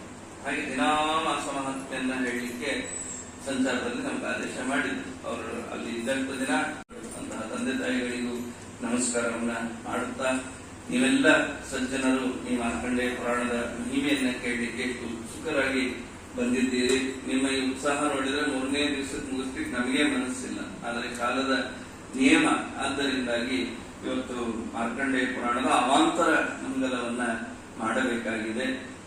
ನಮ್ಮ ಗುರುರಾಜನವರು ವಿಶೇಷವಾಗಿ ಈ ಅವರ ಮನೆಯಲ್ಲಿ ಅನೇಕ ಬಾರಿ ಪ್ರತಿ ವರ್ಷವೂ ಕೂಡ ಪ್ರವಚನವನ್ನು ಸಿದ್ಧಧರ್ಮತೀರ್ಥರ ಆರಾಧನೆ ಪ್ರಸಂಗದಲ್ಲಿ ಪ್ರಾಯ ಒಂದು 8-10 ವರ್ಷಗಳಿಂದ ನಿರಂತರವಾಗಿ ಹೇಳ್ತಾ ಬಂದಿದ್ದೇನೆ. ಅನೇಕ ಬಾರಿ ಹೀಗೆ ಜ್ಞಾನ ಕಾರ್ಯಗಳಿಗೆ ಅವರು ಅನೇಕ ವಿದ್ವಾಂಸರನ್ನು ನಿಯೋಜನೆಯನ್ನ ಮಾಡಿ ಅಕ್ಕಪಕ್ಕದಲ್ಲಿದ್ದ ಎಲ್ಲ ಸಜ್ಜನರನ್ನ ಸೇರಿಸಿ ಈ ಕಾರ್ಯಕ್ರಮವನ್ನ ಮಾಡಿಸ್ತಾ ಇದ್ದಾರೆ. ಅವರಿಗೂ ನಾನು ಅಭಿನಂದನೆಗಳನ್ನ ಸಲ್ಲಿಸ್ತೇನೆ.